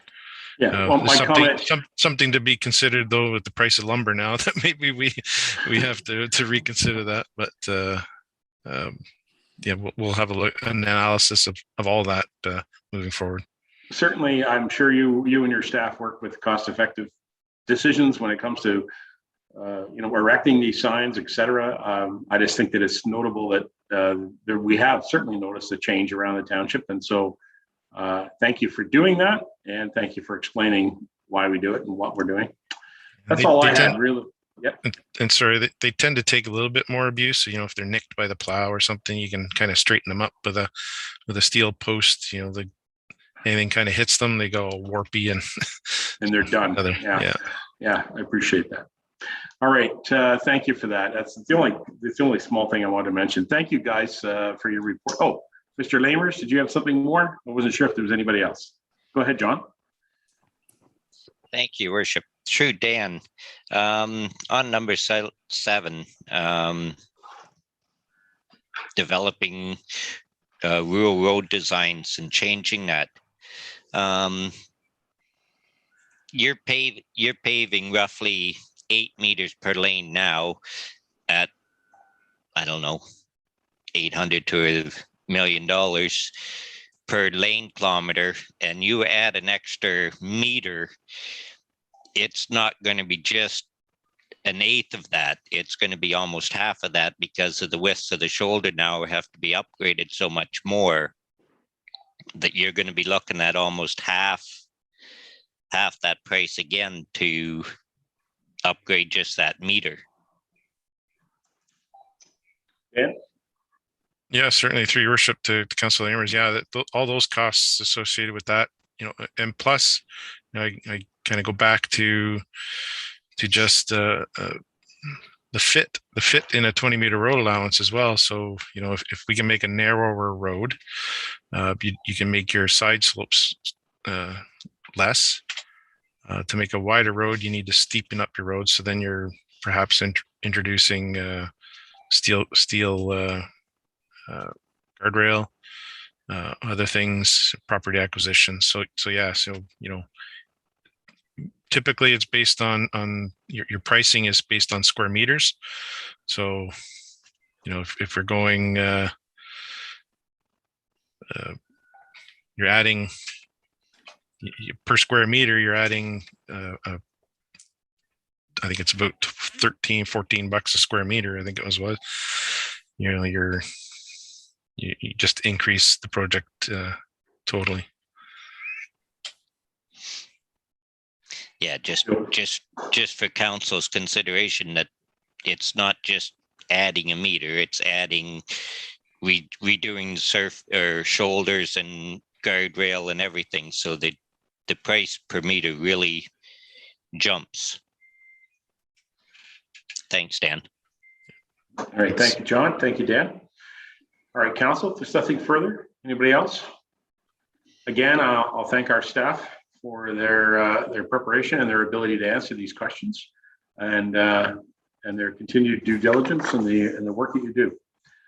At this point, council, I'd like to move to recommendation number 1. I want to just remind everyone here, as well as those that are viewing, that any of the decisions, whether they go for or against, are all based on budget approval. That'll still be part of our budget discussions coming later on this year and approved in 2022. And also a bylaw would have to be produced for any of the initial changes. So we'll just remind that we'll try not to discuss that point any further on these recommendations. So we'll just stick with the topic that's on them, and we'll move from there. All right, council, I'm going to read recommendation number 1 as amended from the agenda. Be it resolved that council hereby approves reducing the speed limit on concession 10 Nottawasaga from 80 kilometers per hour to 60 kilometers per hour from County Road 124 to the town limits to address vertical alignment and cross-sectional constraints for multimodal travel, and that the costs associated with reducing the speed limits be considered during the 2022 budget deliberations. And item 3 is a pending budget approval, staff be directed to present a bylaw reducing the speed limit. I need a mover and seconder. Where are we at? Deneen and McKechnie. Deneen McKechnie. Questions or comments on the recommendation as presented? Mr. McKechnie. Thank you, Your Worship. So yes, Council, I would ask that we support this recommendation of staff's. Just as a reminder, it's I think we got a petition today from 113 residents along there, and they sent that in today. So the residents are all in support of reducing the speed limit, and the GPS routing brings the traffic from Toronto and even the eastern part of the United States that are going to Blue Mountain. They bring them up, the cars up and along 124 to Singhampton, and then down the 10th concession to Blue Mountain. And even in Mr. Senton's report here, he said that this year over last year, there's been an increase of 400 vehicles per day.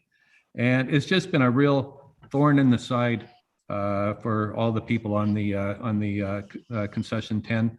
We asked the county at one point to put a sign up on County Road 124, trying to encourage the traffic heading to Blue Mountain to remain on 124. The county did put a sign up, but it was not an appropriate sign, in my opinion. It wasn't, it's not noticeable, and it's not a good sign. So I'm not going, you all know the issues. It's a rolling road. It's got cyclists. It's steep vertical curves, hidden driveways. I won't belabor the issue here. And anyway, I'm asking that you support the residents of concession 10 and vote in favor of reducing the speed to 60 kilometers per hour from 124 to the town limits. And I might also remind you that the speed limit, we've also already voted to reduce it to 60 in the new section that's being reconstructed, which is from 91 to the 3031 side road, the Jardine side road anyway. And so thank you. All right, thank you very much. I saw Councillor Deneen. Is there anybody else who'd like to speak on the 10th concession? Ms. Deneen, go ahead. I concur with what Councillor McKechnie has said, and we've got to remember too the northern part of this road from the 3031 on. The ditches there are really quite deep, and right at the Pretty River Valley Road there's an area that the snow blows across regularly. There are cars on their roofs there in the wintertime because they come flying down that portion of road and end up in the field there. That's just before the four-way stop at the Pretty River Valley Road. And then you get a little bit further on and you've got that steep hill, which we refer to as Shorts Hill. There are no edges to that road for cyclists or anyone to get over. And it's very dangerous for anybody that's driving that road regularly on that part. Then a little bit further down, I think everybody knows how deep those ditches are by the golf course. I've mentioned before, we can't widen that road because the fish come up there. There's fish habitat there. Right when the salmon were running after that last rain, there were fish in the ditch at the corner of the Poplar Side Road in the township. There were salmon running. So that road's never going to be able to be widened or ditches filled in or anything like that. So the only reasonable thing to do, in my estimation, is to reduce the speed limit on that road. It gets pretty hairy along there in the wintertime, and those are really deep ditches. Thank you. All right, thank you very much. There was another card. Was there another card? Another comment? Fair enough. I'd like just to make a commentary on the motion. It does say to the town limits for the clarity of everyone watching and anybody who's concerned. When it says that, we're talking about the Poplar Side Road. That would be the town limit because the next road past that is actually a county road. It's actually owned by the county, that section of the 10th. So just want to be clarity on what that means by town limit. Madam Clerk. Thank you, Mayor Measures, and thank you for bringing that up. We can make a friendly amendment and put in brackets beside town limits, Poplar Side Road, just for further clarification in the motion. Okay, and again, for further clarification, the clerk has the ability to do that at any time to clarify any motion, passed or not. So good for her, and thank you for bringing that up. Yes, Ms. Deneen, go ahead. I'm sorry, just to be a little more technical. County Road 32. It is County Road 32, correct, but it goes directly north from there, so yeah. Okay. Yeah, I agree with you. Anyway, I'm glad we're clarified on that, and I appreciate the author of the recommendation as it's written, just so for the help of the residents who know the roads with local names, I think it's clarified that we do that. Is there any further questions on this issue or any comments on this issue? I don't mind if you have anything else. Okay, so I'm going to give you one commentary. I am going to support the motion as is. However, it would be my recommendation and my hope that actually that piece of roadway could be reconsidered in the future from the what we call the Nottawa Side Road to the Poplar Side Road, that I think it should be in the 70 range rather than the 60, but I'm comfortable to go to 60 at this time. And I think that given some of the other recommendations that we may see later on today, that we could see some possible traffic calming on that piece of road that would enhance that service. But given that, I don't want to delay it any further. I do think that it's an appropriate move, and I will be supportive of it. Is there any further? Seeing none. Council, you've got a mover and seconder. I'm prepared to call the motion. All those in favor? And that carries. Mr. Burton, are you with me? Just checking. You were. I didn't see you on screen. Mr. Burton, and he's in favor. Thank you. That carries. I should have asked for everybody to be on camera, so thank you for that. All right, Councillor McKechnie, we're going to go to recommendation number 2, Fairgrounds Road. I'll read this and then I'll look for a mover and seconder. Be it resolved, the council hereby approve reducing the speed limit on Fairgrounds Road from the 80 kilometers per hour to 60 kilometers per hour from County Road 9 to the town limits to address vertical alignment and cross-section constraints for multimodal travel, and that the costs associated with reducing the speed limit be considered during the 2022 budget deliberations, and that pending budget approval, staff be directed to present a bylaw reducing the speed limit. Okay, mover and seconder on this motion. And Mr. Patterson, Mr. Lamers, thank you. Anybody with questions or comments, amendments, objections? Yes, Mr. Walker first, and then Mr. McKechnie, then Denis. Go ahead, Mr. Walker. Your worship, again, the definition of town limits, should that not be altered to, is that Beechwood Drive, I believe, or I'm not sure just what the class, what road it is for sure. All right, I'll look to the staff. What's your thought on that one, Madam Clerk or Mr. Perot? I can let Dan speak first. Yeah, so through your worship, thank you. So according to the county mapping, they have the boundary of Fairgrounds Road and the municipality, sorry, ending at the highway overpass. But as I understand that we do have some jurisdiction, possibly with the water main over the rest of it, which is a very short piece up to Beechwood. So we could clarify that, and perhaps for the sake of one or two signs, it's probably not going to make too much of a difference. I can clarify that with Town of Collingwood.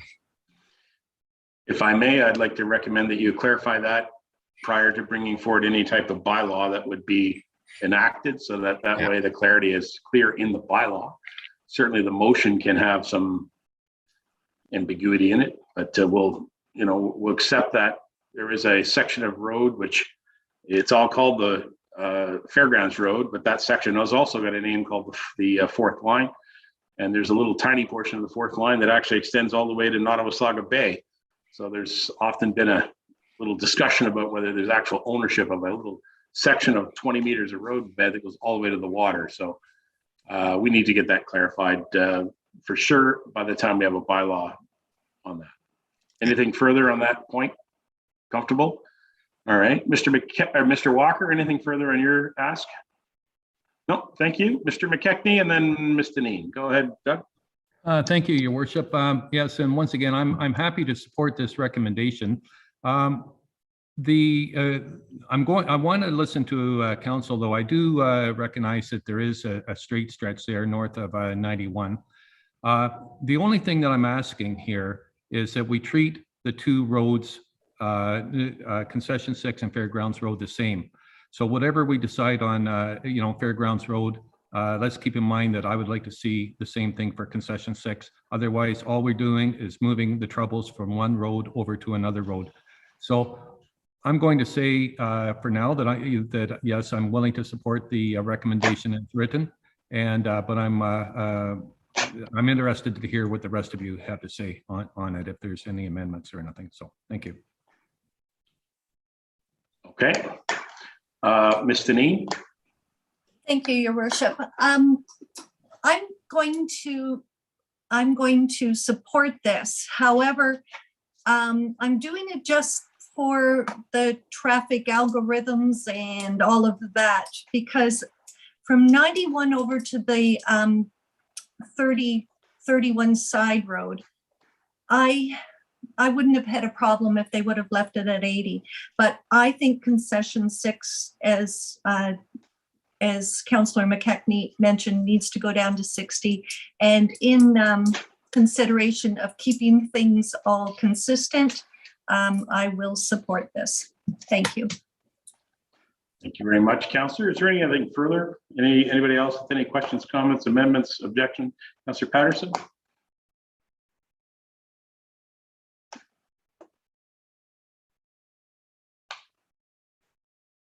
Are you there, Tom? Sorry to build suspense there. Yeah, this is all we've talked about, but I think the most important thing that I heard today from a management point of view is what Henry Kenton said is that we and that Dan recognized in his recommendations is that we really have to start looking at our traffic as a network. and where the traffic comes from and where they're going to and who's using it. And so any changes that we might make to what they're recommended, I would hope that they recognize the way people arrive into and leave our community, because we have a lot of that on these north roads. And so I see the wisdom in saying to people who come to our town and leave through to go to other places, is that when you're in Clearview, we have a mind towards traffic safety. And you know, for the next 5, 10, 15 kilometers, that you have a consistent traffic flow through our community. And for good reasons, not for anything other than the fact that we're trying to keep our roads safe for the people that live here and the people that enjoy coming here. So, so I agree with the comments that were made just now, that we could have short sections that could travel at 80. But I think we should recognize the fact that we are trying to change the routing of drivers and to say to people that that we are expecting you to do your part when you're driving our roads, to drive it safely. In other words, influence driver behavior. So I support this recommendation as written. Thank you, Councillor. Was there another card? Anybody else? Oh, back to you, Councillor McKechnie. I was. Thank you, Your Worship, and recognizing that you're going to have the final word on this. You know, No, I'm not. I'm not going to have the final word on this. Just saying. Well, comment anyway. But I was just thinking, you know, your comment that you made, Your Worship, regarding concession 10, that you maybe you supported it, but it might be an idea that maybe we revisit a portion north of the Ottawa Side Road at a later date. You know, the council may want to consider that with Fairgrounds Road. You know, once again, I'm not going to ask for an amendment to the recommendation. I'm going to support it. But if there is a section in there north of 91 that we do decide that at a later date that we can, you know, increase back to 80, then you know, we can fully do that down the road. But I agree with Councillor Patterson. We have to send a message out to the community that these 3 roads are going to be 60. And they just they cruise along. And I'll be honest with you, I did a test last night. It makes I drove them one way doing the current speed limit, and I turned around and drove them the other way doing 60 kilometers per hour, and it made a difference of 5 kilometers per hour in the grand scheme of things when you consider coming to a stop at the various stop signs and such. So anyway, yeah, that's all I have to say. Just I will support 60 all the way through to Collingwood on this. Thank you. All right. Is there anybody else? Councillor Patterson, back to you. I mean, I want to get a chance to speak here eventually, but go ahead, Tom. You will in 15 seconds. The other thing that's on my mind on this is the fact that we, as much as we'd love to have better designed roads and travel at 80, like some other communities, that's not going to happen for many, many years consistently. And so our roads are also not going to stay at the same volumes. More people are moving into town. And so I think that's on my mind as well, is that that we will want to relook at these roads.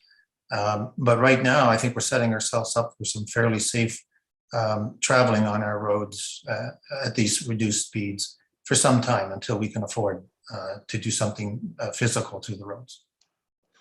Is anybody else with anything further? Council, seeing none, I'm passing the chair over to the deputy mayor as I have an amendment I'd like to make. Okay, your worship, go ahead and make your amendment. You're on the floor. Thank you very much, Deputy Mayor. Council, I'd like to ask for a seconder. I have not researched this, but I would like to make this amendment to this motion.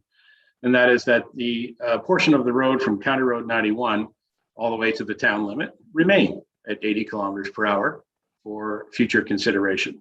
So my amendment will be that the road would go from County Road 9 to County Road 91 at 60 kilometers per hour and leave it at that.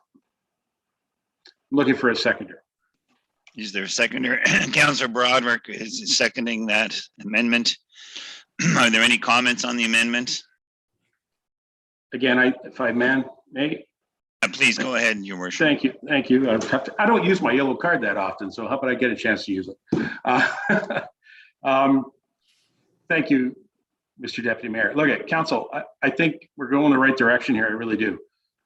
But you have to honestly look at the road. Fairgrounds Road is a wide open road that actually has some shouldering on it and has great sight lines at all the intersections, 27, 28. You get further along there, you get up to the local airport road. I mean, there's great sight lines all the way along there. It's very much wide open, and there's no traffic information that tells us that that's a dangerous portion of the road. We're just operating underneath the assumption that there's a whole lot of users on the road. And I think that it's actually beyond our responsibility to try to change that at this time. I think that we can continue with the other recommendations that are on this report or in this discussion here today, and we'll be able to make future decisions about that road. But I suggest to you that this change is far-reaching to where we should be doing at this time. That's my comment, and I would ask for council to support the amendment. Councillor Deneen had her card up, and then Councillor Broderick. As I mentioned before, I would have been able to support that, but not past 3031 to Beechwood. I do believe that those people in that area are to be given the same consideration as the ones just off 91 on the 6th and through the Bata. I believe that it should be 60 from 3031 to Beechwood. So I won't be able to support that as it's said, been mentioned. Thank you. Councillor Broderick, you're up next. Then Councillor McKechnie, then Councillor Lamers. Thank you, Deputy Mayor. I actually drive that road every single day, and I would concur with the mayor's comments. Thank you. Councillor McKechnie, then Councillor Lamers. Thank you, Deputy Mayor. For Councillor Deneen, I have a question. Phyllis, you say 3031 side road. Just want to make sure that we're talking the same side road. That's the one that's actually south of like the local airport road. Are you talking?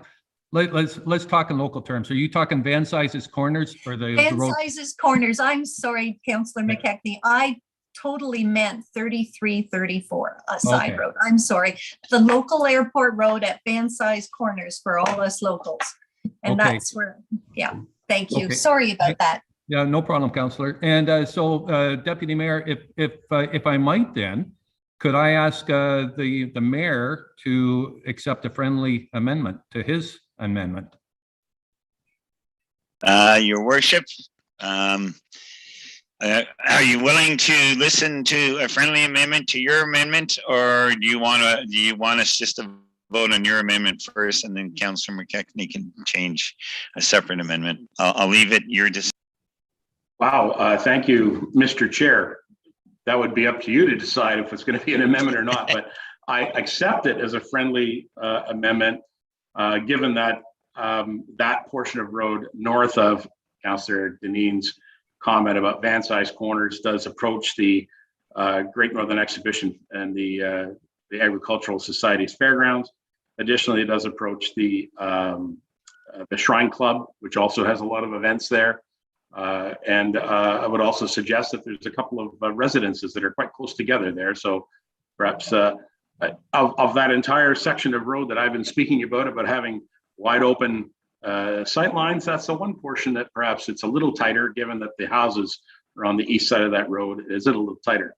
So I would concede to a friendly amendment, Mr. Chair, and thank you for that recommendation, Mr. McKechnie. I haven't made the recommendation yet. Yeah, well, that's now. So it's like he knew I was.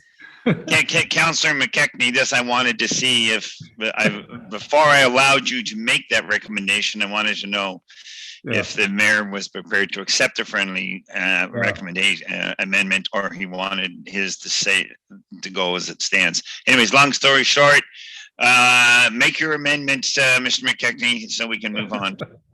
All right. Yes. The mayor is right. I was going to make the recommendation that we amend his amendment to say that from Van Sizes Corners, which is 3334 Side Road, northbound to Beechwood Road be 60 kilometers per hour. So we got 60 from County Road 9 to 91. We got 80 from 91 to 3334 Side Road, and then 60 north of that. It's great. So we have a friendly amendment. Is that okay with the seconder? I forget who the seconder was on that, on the original motion. I'm Was good that with you, that. Council? Mr. Yep. Broderick, yes. Yeah, Mr. Yeah. Broderick, you were the seconder, so you're okay with that amendment? Yeah, I'm good with that. Okay, so any other comments on the motion, that the amended motion that's on the floor? Councillor Leishman. Thank you. Could you read the whole motion, please, with the amendment? Madam Clerk?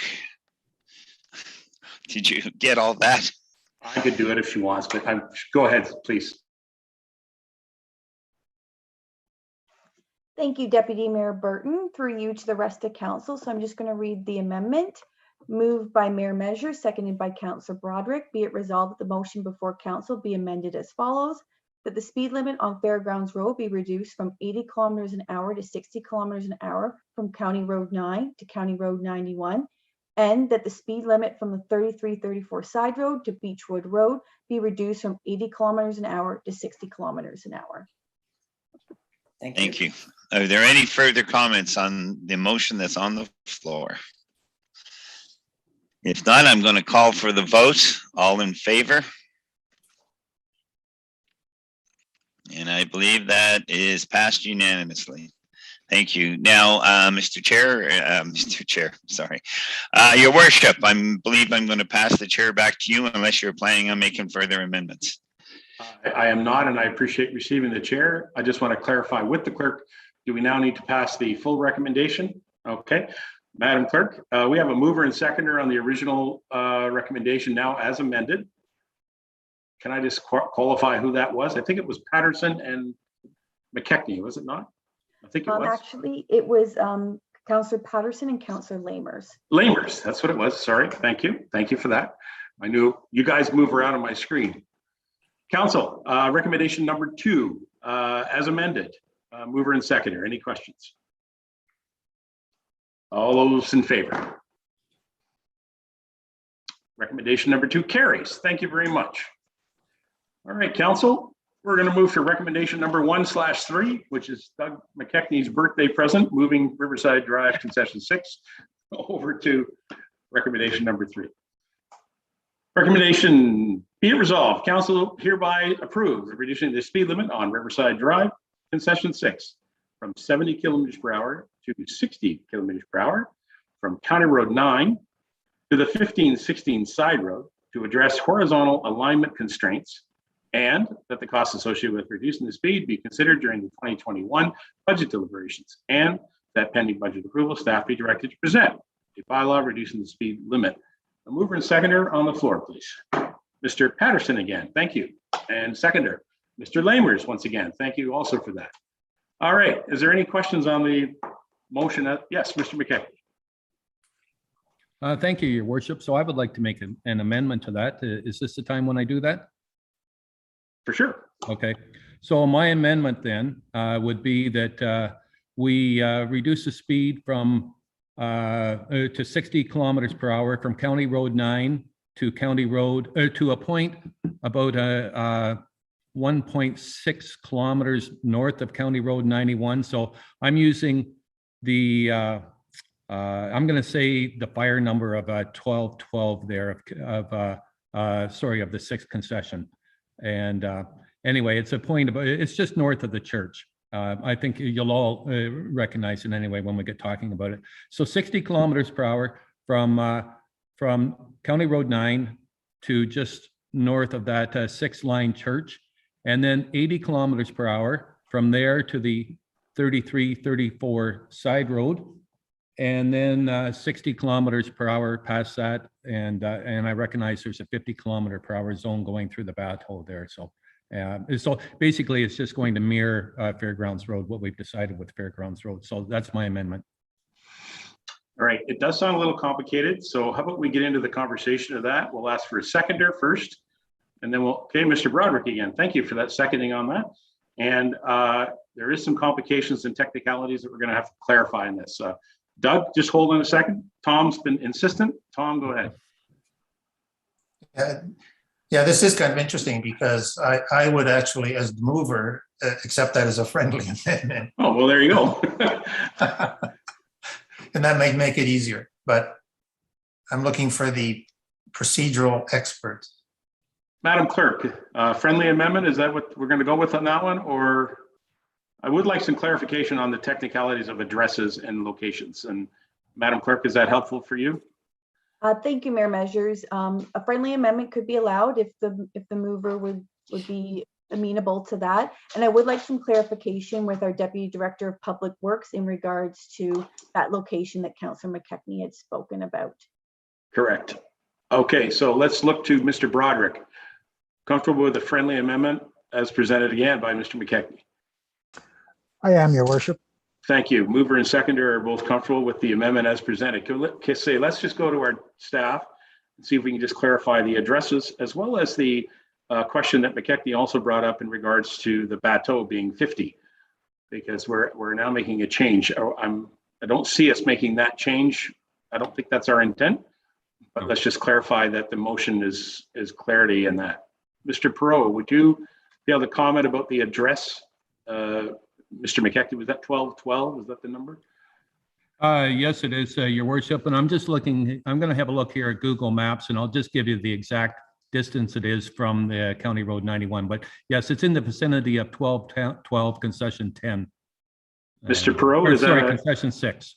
You know that location, Mr. Perot? Yeah.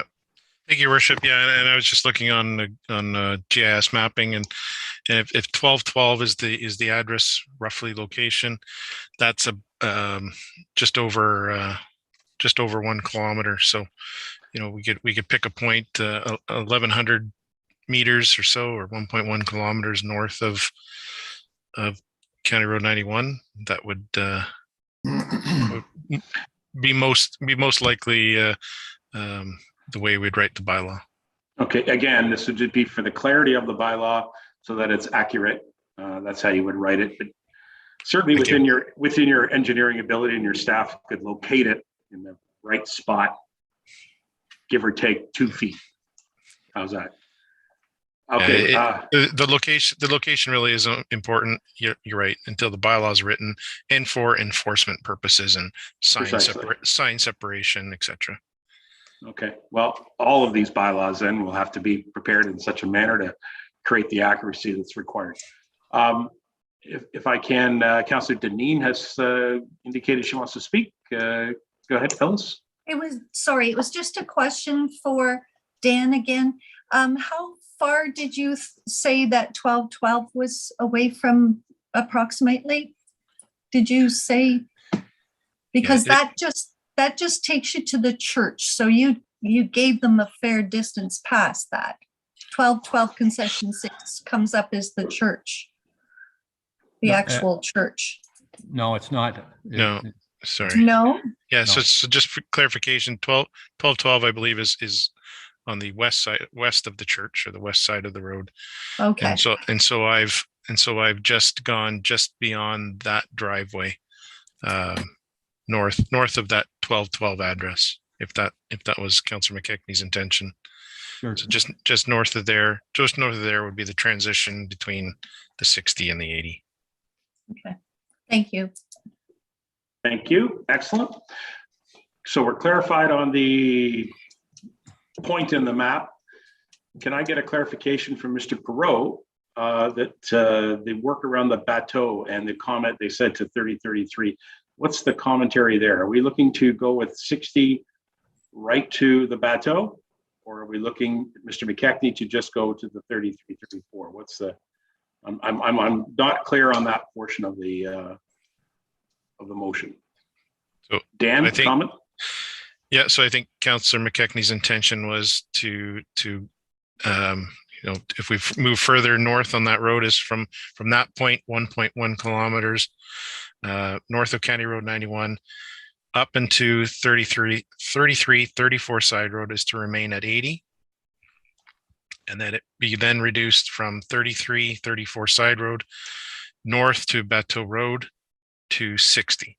If that's the way I understood Mr. McKechnie's friendly I amendment. think, and Tom, you're as a mover, you're comfortable with that? I mean, that's, Well, and then I'm assuming we're maintaining the 50 as you go into Bateau Corners there. Everything that's else the part that I wanted to clarify. Right. So I'm sure that we're talking, well, the amender. I would support keeping the 50, of course. I'd also maybe suggest, well, 50 from 33, 34 may be a bit much. Yeah, for sure. That's a long way. So 50 through there, and then everything north as it proceeds over the tracks and makes its way up towards Collingwood would stay as is. There is. So you just want to. No, sorry. 50, I'm talking about the 50 zone. And then past wherever it is, 30, 31 or whatever, it goes to 60. Is that correct, Doug? Pretty close. Yeah, so I just wanted to keep it as similar to Fairgrounds Road. So yes, basically 33, 34 side road, that's our local airport road.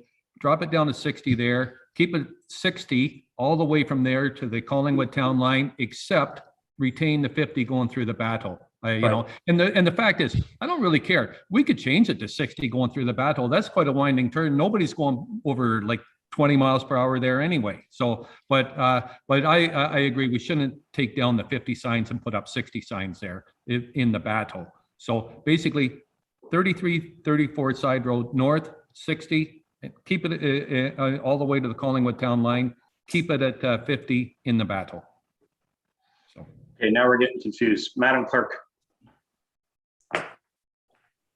Thank you, Mayor Measures. I would like to read out the amendment just to provide some clarification, but before I do so, I'd just like to clarify who the mover and the seconder were on this amendment. I'm accepting it as a friendly amendment. So Tom is the mover, John Broderick is the seconder with friendly amendment. Councillor Broderick. Thank you. So I have it that the motion, so the amendment is, be it resolved that the motion before council be amended as follows, that the speed limit on Riverside Drive / Concession 6 be reduced from 80 kilometers an hour to 60 kilometers an hour from County Road 9 from a point 1.1 kilometers north of County Road 91, and that the speed limit from the 33-34 side road north to Bateau Road be reduced from 80 kilometers an hour to 60 kilometers an hour, with the portion that is currently 50 kilometers an hour on Bateau Road remaining that way. It's actually not on Bateau Road. Sorry. Yeah, it's actually, it's on the Concession 6. Okay. Yeah. Thank you. I've made that. Sasha, can you just say the last half of that again? Yeah. With the portion that is currently 50 kilometers an hour on Concession 6 remaining that way. Okay. So what's the northern extent of the 60 now? You're talking about past the 50 where the 50 ends going north. Correct. It then resumes to 80. Are we reducing it to 60 at that point? Mover and seconder. Yes, that's what I thought the amendment was for, and that's what I support. Yeah, okay, I'm listening to you. Yeah, I'm just listening. Dan, go ahead. Yeah, so doing some quick investigative work here. So address 2277 is the location where the 50 kilometer an hour begins heading northbound.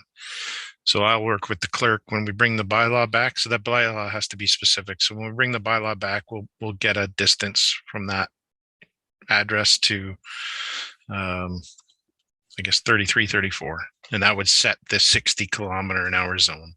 Okay. With the intent to leave 50 in place, leave the 50 zone in place.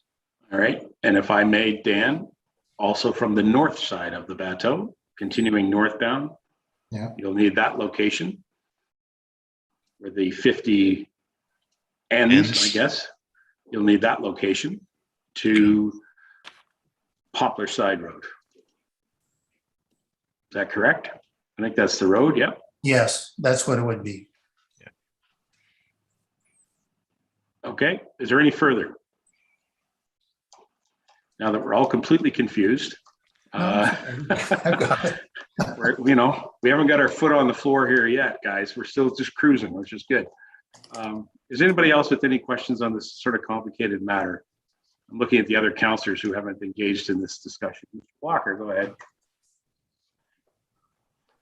Thank you, Your Worship. I think it would be a lot simpler if you just put it at 60 all the way up through to the Bateau and save yourself a lot of complicated issues with speed down and up and down again. I think leaving it at 60, even though it's wide open, might not be a bad idea at the start anyways. I appreciate your comment. Anybody else? Ms. Deneen? I tend to concur with Councillor Walker there. That was kind of why I wanted, like I mentioned, Fairgrounds should stay at 80, because then they'll go over there and they'll bypass Stainer if that's what they want to do and head on down to Wasaga Beach. And to keep it simpler, it would be nice if it was just 50, 60, 50, and 60. That's my thoughts. All right, I'm hearing you. I'm going to go to the secondary, Mr. Broderick. Thank you, Your Worship. As nice as that might be, that's not what'll happen. It's wide open there. The traffic's going to move along regardless of what speed limit we put on there. So in reality, I believe we would be better off or better served to have that section at 80. Thank you. Was there another one? Oh, back to more cards. I'm going to go to the deputy mayor. Go ahead, Barry. I'm going to support the motion as it is, as it's amended. We could go back and forth, back and forth, back and forth. I think we should just call the vote, and either we support it as it's amended or it doesn't get supported, and then somebody can put in a new motion. All right, thank you. I did see the card for McKechnie and then Walker. Go ahead, Doug. Well, yeah, I agree with Councillor Walker and Councillor Deneen. That would be ideal for me, is to see their motion. So if we approved if they put a motion forward and we approve that with a backup of what we've got. So I'm not going to change my motion because yes, to Barry's point, we have debated this, but ideally I would like to see it 60 all the way along there. But I didn't think the rest of council would agree to that. That was the only thing. So thank you very much. I'm going to draw this to a close with one final comment from the mover of this motion, who's accepted it friendly. Councillor Patterson, go ahead, and then we're going to call.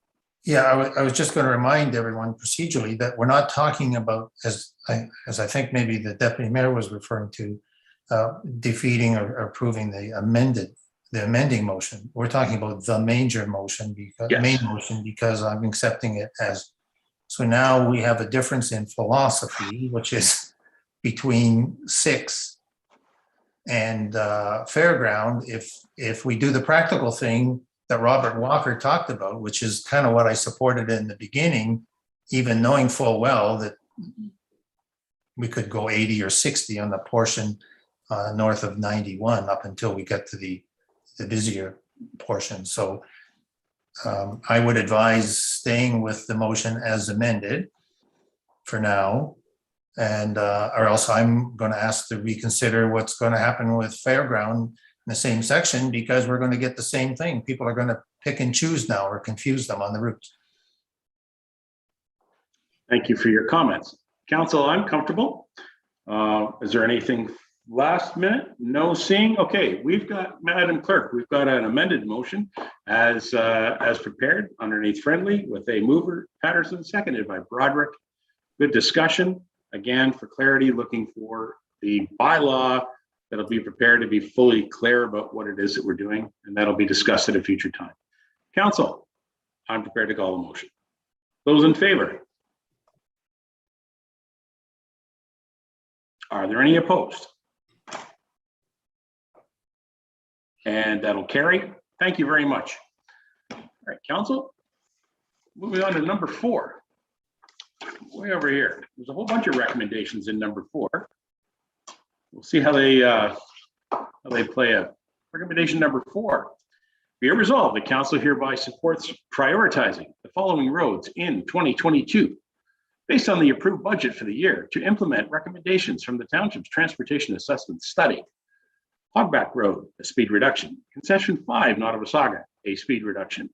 3637 Side Road, a speed reduction. Lavender Hill Road, a speed reduction. Klondike Park Road and Concession 12 intersection review.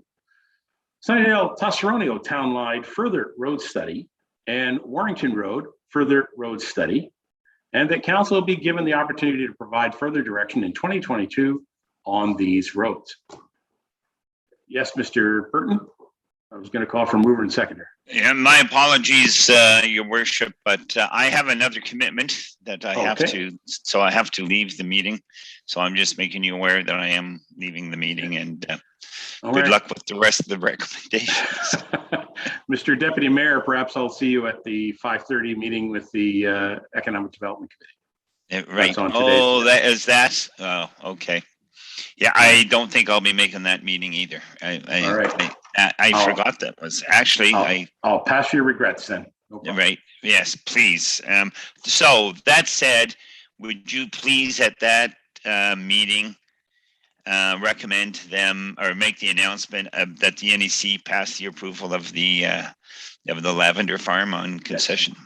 If you would mention that, because I think it's important to mention to the NEC. I'm sorry, fellow councillors. I do have to go. I have another commitment, and my calendar has gotten a little screwed up. Okay, thank you. Thank you. Appreciate that. Thank you, Deputy Mayor. You can miss out on the birthday cake for McKechnie later. How's that? All right. It's not going to be birthday cake. There's going to be something stronger than that. Don't you worry. Fair enough. Council, we have not got a mover and seconder. I've already read the recommendation. And Mr. Lamers is a mover. Mr. Walkers is a seconder. Thank you very much. All right. Anybody with some comments or discussion on this item?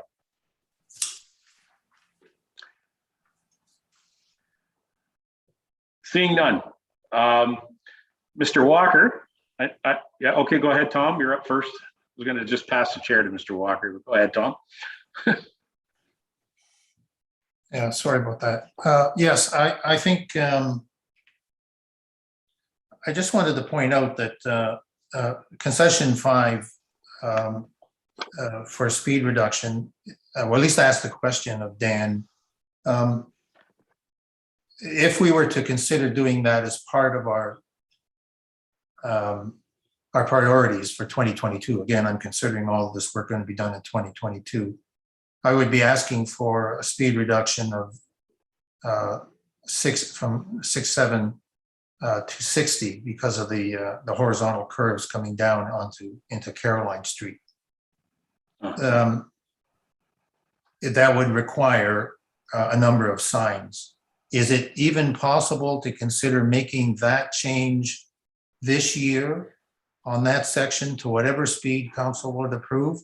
Because the winter conditions on that road are bad. And that's why I think one of the reasons why we'd even consider it. Mr. Perot? Oh, sorry. Go ahead. Mr. Perot?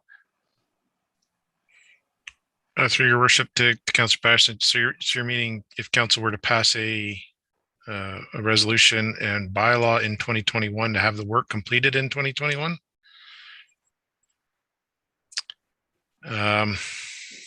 Again, it comes to logistics, first of all, finding the budget money. We'd have to find the money somewhere. Yeah. And then just physically doing the work. And our experience this year, especially with locates, is that that they are lagging severely. So, okay. That's kind of where I thought we were. So if I may, then I would say that we should have a discussion offline with some kind of traffic calming measures or something that we can do. So that I see the thing I don't want, because regularly cars go off the road. on the curves, especially just as they're approaching northbound and then turning onto Caroline. That's fairly frequent. I think you'll recognize that. We've had a lot of calls to that site. I would not want to have that happen this year when we're in the middle of making a decision that maybe would prevent that. That's my concern. So Councillor Patterson, so we could do a quick ball bank study so that, you know, that we can put advisory signs on those curve signs. That wouldn't take much. That's just a really a drivable study. So you put a bit of an indicator on your vehicle, and you can put advisory tabs on the curb signs that are already there. That would appreciate something like that. That would be the quick fix. And just to your point, Councillor Patterson, is staff initiated RJ Burnside, not Mr. Senton, but Mr. Steve Riley at RJ Burnside when the discussions came up last year around Collingwood Street Bridge and 6-7 Side Road and Concession 5. So that assessment has been completed, and it's staff's intention to bring that to a council meeting fairly soon, perhaps offline of the budget meetings, but sometime in November, to maybe coincide with the discussions around not only this, but also the discussions of Collingwood Street Bridge in that general area. They've done a bit of an assessment or breakdown of what that could look like. So as our rural roads merge with our urban streets coming into Creemo as well. And the implications of possibly what council decisions might be with Collingwood Street Bridge. Okay. I'm satisfied with that. I appreciate that. Yeah. But I can say that we'll certainly have a quick look at those curves, those vertical curves, and maybe the horizontal curve too. And perhaps some advisory tabs can be put up on those curve signs. All right, thank you.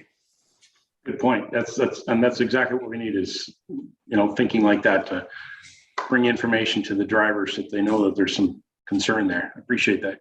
Good point, Councillor Patterson. Anybody else with any questions on this list? Yes, Councillor Deneen, I was hoping you were going to jump in. Please do. Well, Collingwood Lands, it seems to have been totally omitted in this, and yet it was mentioned in the reports. Yes. And I'm wondering if this is an appropriate time to bring that up. Thank you. Do I make a motion or do I make a friendly amendment to this? I was working on a motion here because I didn't see it anywhere. Do I make a friendly amendment at this time to this to have that included? Okay. If I can, I'm very, very pleased that you brought it forward, Councillor Deneen, because that's exactly what I was about to do by suggesting I was going to pass the chair. So I'm glad you saw that. And so my advice to you as the chair would be that you ask for a friendly amendment to include Collingwood Lands, local roads and Collingwood Land subdivision for speed reduction. I think that's a simple way to ask for that.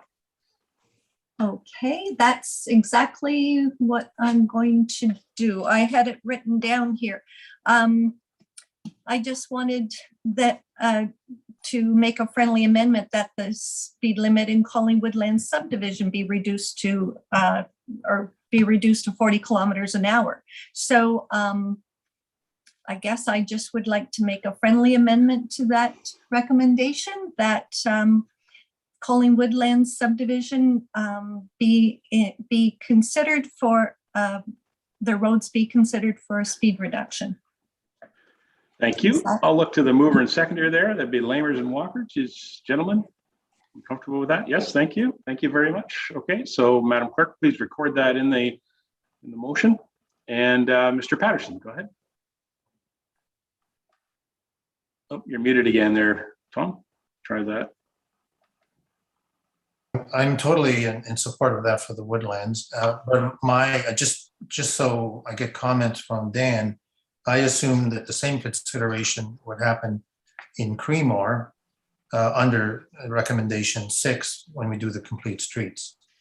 So all I need is an understanding of that, and then we'll discuss that as the. Well, complete streets, yes. I mean, that's part of the whole discussion point about how that works. So, Yeah. yeah. No. So schools. The point. And so just as long as there's an understanding, and appreciate hearing from Dan on that. I think the point, actually, Councillor Patterson, would be that Councillor Deneen brought it up in her recommendations that came in, and it was acknowledged by Mr. Senton, also by Dan.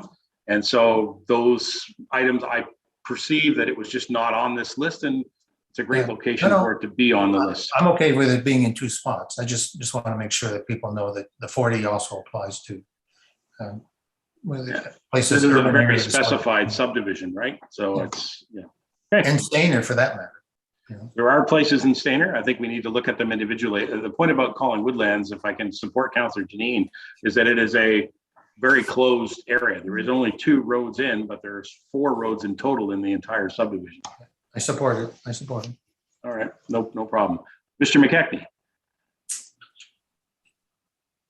Yeah, just to support Councillor Deneen's motion there, yes, I agree. I used to live in Calling Woodlands. They turfed me out of there about 15 years ago, and now it's become a very family-friendly area. They've got no sidewalks, and nor do they need any sidewalks. But they have their own Santa Claus parade every year. The kids are out all playing street hockey and basketball on the street. So yeah, if we can slow down the odd car, that's fine. And I recognize them. And most of the cars in there are probably people that actually live in there that are speeding. But to put a couple of 40-kilometer-per-hour signs in there won't hurt, and it'll just make it a more family-friendly community, I think, and that's what we're after. So thank you. All right, thank you very much for those comments. All right, members of council, anything further? Madam Clerk, are you comfortable with the resolution as added to? That's comfortable. All right, council, we've got a mover and seconder. You've heard the discussion on these items. We look forward to hearing more about these in 2022. So I will, I'm prepared to call the motion. All those in favor? And that passes. Thank you very much. That carries. Moving to number 5, one of my favorite topics. Personally, I believe one of the great success stories of 2021 for us is to get line painting. Be it resolved that council hereby support prioritizing line painting in 2022 for adding yellow center lines and white edge lines on township roads, and that council will consider the cost to increase to the line painting budget during the 2022 budget deliberations to complete the proposed works. Mover and seconder on the line painting concept, Mr. Broderick, Mr. Walker, and I'm going to acknowledge Councillor Leishman was in there too. So we'll go Broderick and Walker, and let's, if I may, I'd like to just comment to Dan. It has been something that's been talked about in a very positive manner right across the township this summer. So thank you very much for that, and thank you to council for supporting the line painting that happened this year. Dan, do you have any comment you want to add about the line painting and what your intention would be to add the white edge lines? Thank you, Worship. And yeah, so the what we did in 2021 was what I consider the start. It got things rolling, and it sort of does make moving ahead a little bit easier. So we know some actual costs. It's not cheap. It does get expensive. The more we add, the greater the budget hit. So we'll talk about that in 2022 budget deliberations. But I have some good ideas that we can add white edge lines to where we've done this year, if appropriate. We'll have to analyze or see how the yellow holds up over the winter months into next spring, and like I said, expand on into other areas, other roads, with some greater volumes. Also, have heard lots of the intersection of Highway 26 and 4291. Rain and Stainer. So we're looking at some avenues to hopefully keep those lines around longer than just a few weeks with some different technologies. So that's going to be presented to council as well. Okay, thank you very much for that. Any members of council, any questions on the line painting discussion? Sorry, I jumped ahead of you. I just was interested in the white issue. Mr. Lamers, please go right ahead. Thank you, Worship, to Dan. Have you looked into that plastic that you heat and glue down for the stop bars? Instead of paint. It's supposed to last 5 to 7 years. Very good. Mr. Pearl. Yeah, thank you, Worship, through to Councillor Lamers. That was the technologies that I was referring to, is for the intersection of 4291 and 26. To your point, my sources say, with that busy an intersection, the amount of turning that happens on it, you could probably get 3 years out of that. Stop bars and other lines are probably different, but the cost difference of trying to paint it and the confusion it in the middle of the winter, you can't see them at all, or early in the spring, they're totally gone. And I'd argue most of the lines, or some of the lines that we painted in June or July were gone probably by August. So definitely technologies specifically for that intersection that they're looking into, and depending on those costs, we could look at expanding that as well in the future. Yeah, they work out good on busy intersections. Yeah. All right, thank you for your input, Councillor Lamers. Anybody else on the line painting concept? I would suggest, Mr. Perot, that obviously, as we move down the line of creating more line painting, that we're going to have a discussion about the durability of it, and the work from the contractors and the availability to come up and do any fall maintenance or something like that. I'm not sure how you're going to word that, but I look forward to that budget discussion, because obviously the line painting is very important once it gets established. So we're going to have another look at that. Something for council to consider when we talk about budgets. Anything further on this recommendation? All right, Madam Clerk, we've got a mover and seconder, do we not? I think we do.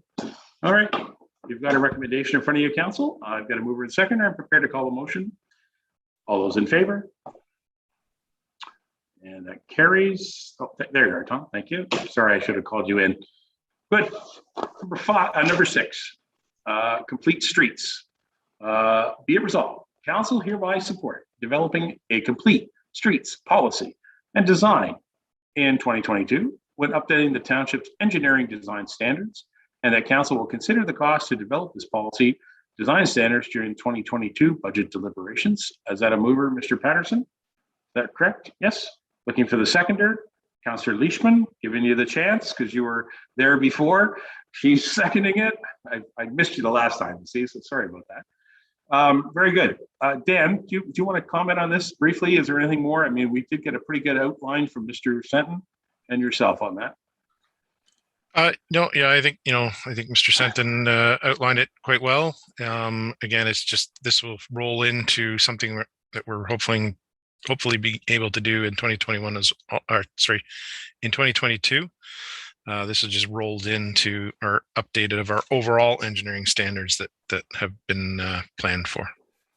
Okay. Any questions or comments to our staff on this proposal? Yes, Ms. Deneen, and then Mr. Patterson. Go ahead, Phyllis.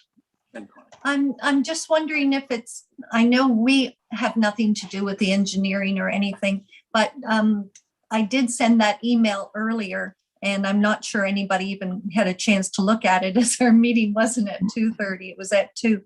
I'm thinking that anyone that's been able to drive through Collingwood streets in the last couple of weeks has noticed maybe that all the school zones have the traffic calming uprights in lane traffic calming.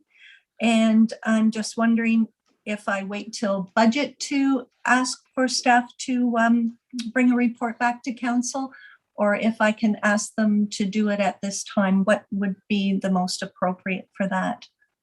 If I can help you out, Councillor, I think the intent of the Complete Streets Policy and Design would be to bring those type of items forward. Let me just confirm with Mr. Perot or Mr. Seton. Dan, is that is what they are, part of the design? Is that correct, Dan? Well, thank your worship to Councillor Deneen. So we do have, currently we have, it's in force is the traffic calming policy. So some of those measures in the traffic calming policy are that you had sent before can be implemented through the traffic calming policy. Our traffic calming policy, the way it's written, is more of a community to bring that forth from the community.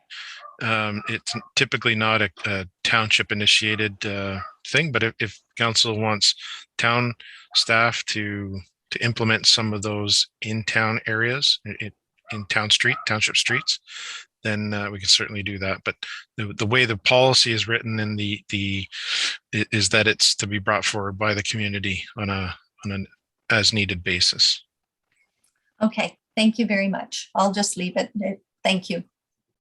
Well, I think what you should consider, Councillor Janine and all members, is that those services or those abilities of our traffic calming are available. And so have a discussion with the staff, the experts who know this stuff, and see if we can find a recommendation that you can bring to council. Okay. Thank you. Yes, I just meant I'd leave it for today. Thank you. Fair enough. Thanks. Okay. At another time. Perfect. All right. Anybody else with any questions about Complete Streets Policy and Design? Yes, I had Tom and then I had Connie. Go ahead, please, Tom. Yeah, I was going to ask Dan how he saw the traffic calming policy that we have already. And I had noted in my own mind what Phyllis had talked about in the schools, because it fits in with what I thought would be the Complete Streets policy. Do you see them eventually morphing into a policy that I see that Complete Streets often is most beneficial in the urban areas. So do you see that morphing into one policy when we're finished over the next 2 or 3 years, Dan? Dan? Henry may have some insight on this, but I think they're two different things. Okay. A complete street is adding all those amenities to it. Traffic calming policy would be to implement, I don't want to call them obstacles, but put things on the road or in the road to slow down in unintended uses or just speeding areas in an urban area. But maybe Henry has a better way of saying that than I just did. Mr. Seton? Yeah, Dan is correct. They are actually two separate items. You have a Complete Streets policy, and we reviewed that as part of the speed work that we just finished.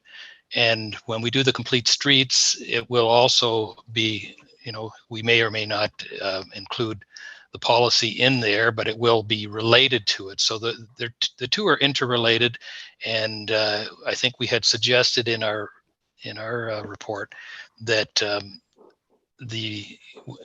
in response to what you're doing now with respect to the speed adjustments, et cetera, that all of that feeds into your Complete Streets, or not the Complete Streets, but to the traffic calming, because the traffic calming is a process to initiate it, but also there were some items in that determined when you hit the thresholds associated with needing to do traffic calming work, and carrying it forward to the next step, which is basically a design step. And so that needs to be reviewed, I think, at least that's my recommendation, that gets reviewed in conjunction with the fact that you are now making changes to your system, and this Complete Streets will also make further changes in policy and in design standards.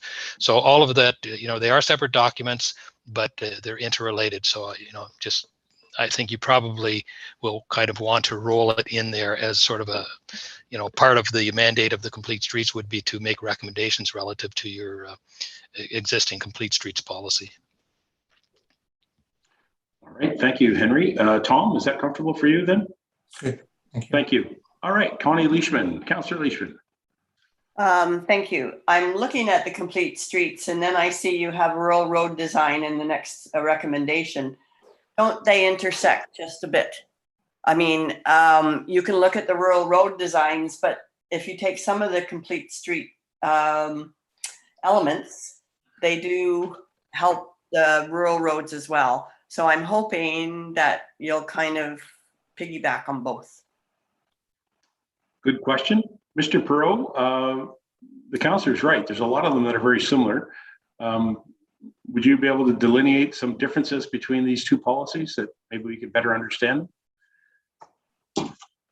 Through your worship, to Councillor Leishman, yeah, I kind of see them again, all kind of going hand in hand.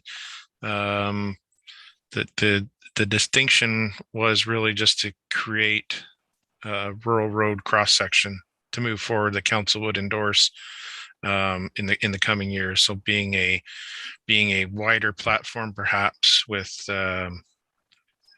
perhaps paved shoulders, better safety devices, etc. So even though there are separate recommendations, it was the intent for the Complete Streets, a traffic calming policy and a development of a rural road design was to kind of all come together simultaneously. So you're correct that they do have some similar elements. All three kind of do. So that was really the intent, even though they're separated into different recommendations. Thank you. Ronnie? Yeah, okay. All right. This is good discussion. I like this because we are talking about the future. Anybody else with any other comments? Okay, Madam Clerk, we have a mover and seconder on this motion. So we've had a good discussion. And again, this is all relative to the discussions of the budget deliberations coming in the future. So I'll prepare to call the motion, Council. All those in favor? And that carries also. Thank you very much. Recommendation number 7. Be it resolved that council hereby support developing rural road designs specifications with requirements for multimodal travel for future paving projects, and that council will consider the cost to develop these specifications during the 2022 budget deliberations. Mover and seconder to get it on the floor. Mr. Broderick, Mr. McKechnie, thank you. And I'd like to start just by saying again, this is about building a design and building some standards that our staff will bring forward to council as each road does face a rejuvenation or future paving projects. But I guess it could also apply, Dan, for our gravel roads as well, that are going to remain gravel roads. Is that correct, Dan? Mm-hmm. Sorry, Your Worship, just to clarify, so you mean implementing Specifically, it says in the motion for future paving projects. That's not saying that every gravel road is going to be future paved, right? Some gravel roads may remain gravel roads forever, right? Yeah. Yes, yeah, for sure. Okay. Yeah, it was really, no, the intention really was on, and maybe it just says resurfacing projects, perhaps, maybe. Yeah, okay. But not the intention to convert gravel roads to asphalt or paved roads. Certainly, there are other municipalities across Simcoe County that made that proposal and did that proposal and paved roads that were gravel, and now they're kind of regretting it because it's all just disintegrating back into gravel again. Just happens that the stones are now all black. But anyway, so I just want to be clear that while it's a rural road design policy, it is not a policy that we're going to be paving all of our roads. It's a rural road design policy if there's future paving projects on the horizon. Is that understood by everyone? Yeah. Thanks. Okay. Good. Thanks, Dan. Now, any questions? Yes, Connie, go ahead. I was going to say, anybody have any questions, comments? Thank you. In this rural road design, I would really like to see a few corners that have flashing stoplights. Some of our corners are very dangerous. I'm specifically thinking of Concession 9 and Simcoe Road 10 and County Road 9 and Simcoe Road 10. People drive through those, like they drive right through those stop signs. I know they can't do that on County Road 9 and Simcoe Road 10, but I've seen them actually pull out and not stop. They just turn. So if you have something that's a bit more prominent, then maybe they'll use the brakes. Thank you. Step on the brakes. Okay. Thank you for that. Go ahead, Dan. Thank you, Your Worship. Just to put this out there, Councillor Leishman, that intersection, even though the stop signs are on Concession 9, they are controlled by the county. So if we were to request through the county to upgrade those signs and put flashing lights, that would have to go to the county from council. So I just thought I'd mention that. Okay, when we ask county for a few things, we're going to add that one. Okay. Okay. I expect we're going to have a shopping list for our friends at the County of Simcoe. Fair enough. Any other questions or comments regarding the rural road design policy that's being proposed? Yes, Mr. Lamers. So in this rural road design, we're going to start looking at widths and everything and start making some of our roads a little bit wider and more bicycle and walker friendly. Mr. Perot. Thank you, Your Worship. Yeah, that's really the intent, and maybe more to Councillor McKechnie's point is that maybe we only do it on one or two roads with a wider platform, and maybe we have two. We'll have to go through that process, but maybe there's 2 or 3 different designs in particular to slated for different roads. So if I'll take the 6th concession, if it were designated perhaps some way and somehow to be a bicycling route that is promoted through the clubs and whatnot, that perhaps that 6th concession, as it gets repaved over the years, that it have a wider platform, maybe even more so wide than what a normal repaving would be done on another rural road. So that really is, I think my thinking anyway, moving forward, that the Councillor McKechnie has really brought up a good point, that not all roads are the same and they shouldn't be treated the same, and we have different uses for different roads as well. So that will be in mind as we develop these policies and specifications. All right. Is that good, John? That sounds good. All right. Thank you very much. Anybody else with any questions on the rural road design? Okay. Thank you. All right, Council. We have a mover and seconder, and you've heard the discussion on this item. Is there anything further? Seeing none, I'm prepared to call the motion. All those in favor? And that carries. Thank you very much. Good information. At this point, is there anything further that Council would like to? Yes, Mr. McKechnie, I'm looking for anybody who'd like to bring anything up in regards to this discussion point before I go to the confirmatory bylaw. So, Mr. McKechnie, you're first.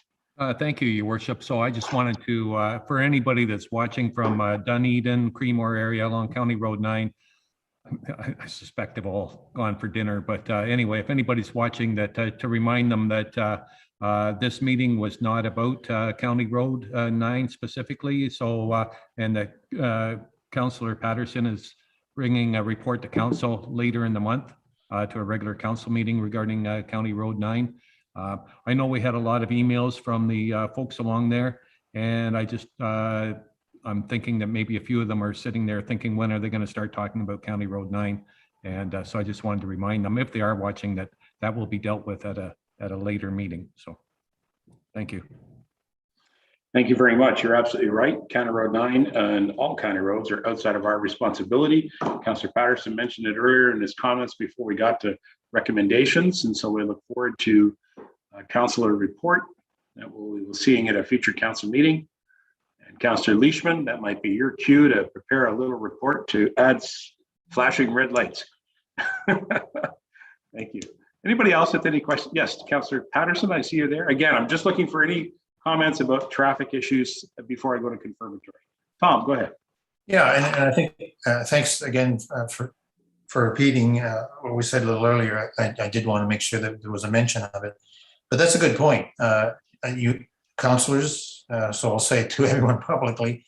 If you have any ideas about County Road 9 or anything else actually that's pertinent to what we're doing in terms of managing traffic on our local roads, that we want our representatives, Doug and Barry, the mayor and the deputy mayor, to be informed of and given the right tools for. That's the purpose of the 25th. So let me know, because I am going to work with Doug and Barry as our representatives to put forward a motion that we think has the best chance for county council to accept and consider, because they would have some work to do, similar to what our staff did. I also want to mention, it's obvious, but anything that we do as a council directing county council will be for county council to work on with their staff. And in a private conversation that I had, that I hope Dan doesn't mind me sharing, is that our staff has worked hard at coming to this point, and with the help of Henry Senton and his expert services. And so whenever we consider our network and working here, the local roads and the arterial roads, Clearview roads and the county roads work together. And so as Dan said, our staff in Clearview did their part, and we hope that county council and county staff consider this a part that they have to play well in our areas to make our roads safer than they are now. So thanks for remembering to say it again. So. Thank you, Councillor Patterson. Again, on behalf of the deputy mayor and myself, we look forward to working with you on that and all members of council. Anybody else with any questions or comments? I saw Mr. Walker, you were there, so I'm just looking. Go ahead, Bob. Thank you, Your Worship. I just want to say, don't forget Centerline Road. Oh, no kidding. Road at County Road 9 and Highway 26. We need either a street light to identify the intersection, or we need those flashing stop signs. Now that you have reduced the speed on 6th line and the 4th line, and you come to Airport Road, you're driving them east. So now they're the next road to go north, depending on location, will be Centerline Road. So therefore, we're likely going to increase that traffic flow. And therefore, I think we certainly need something to identify those intersections better than what they are, because they're both black right now at this point in time. And people are driving through more on the County Road 9 one than they are Centerline than they are on 26, but they are running through 26 as well. So when we do that report, those two intersections need to be put in place as well. And I like the line painting. I think it's great.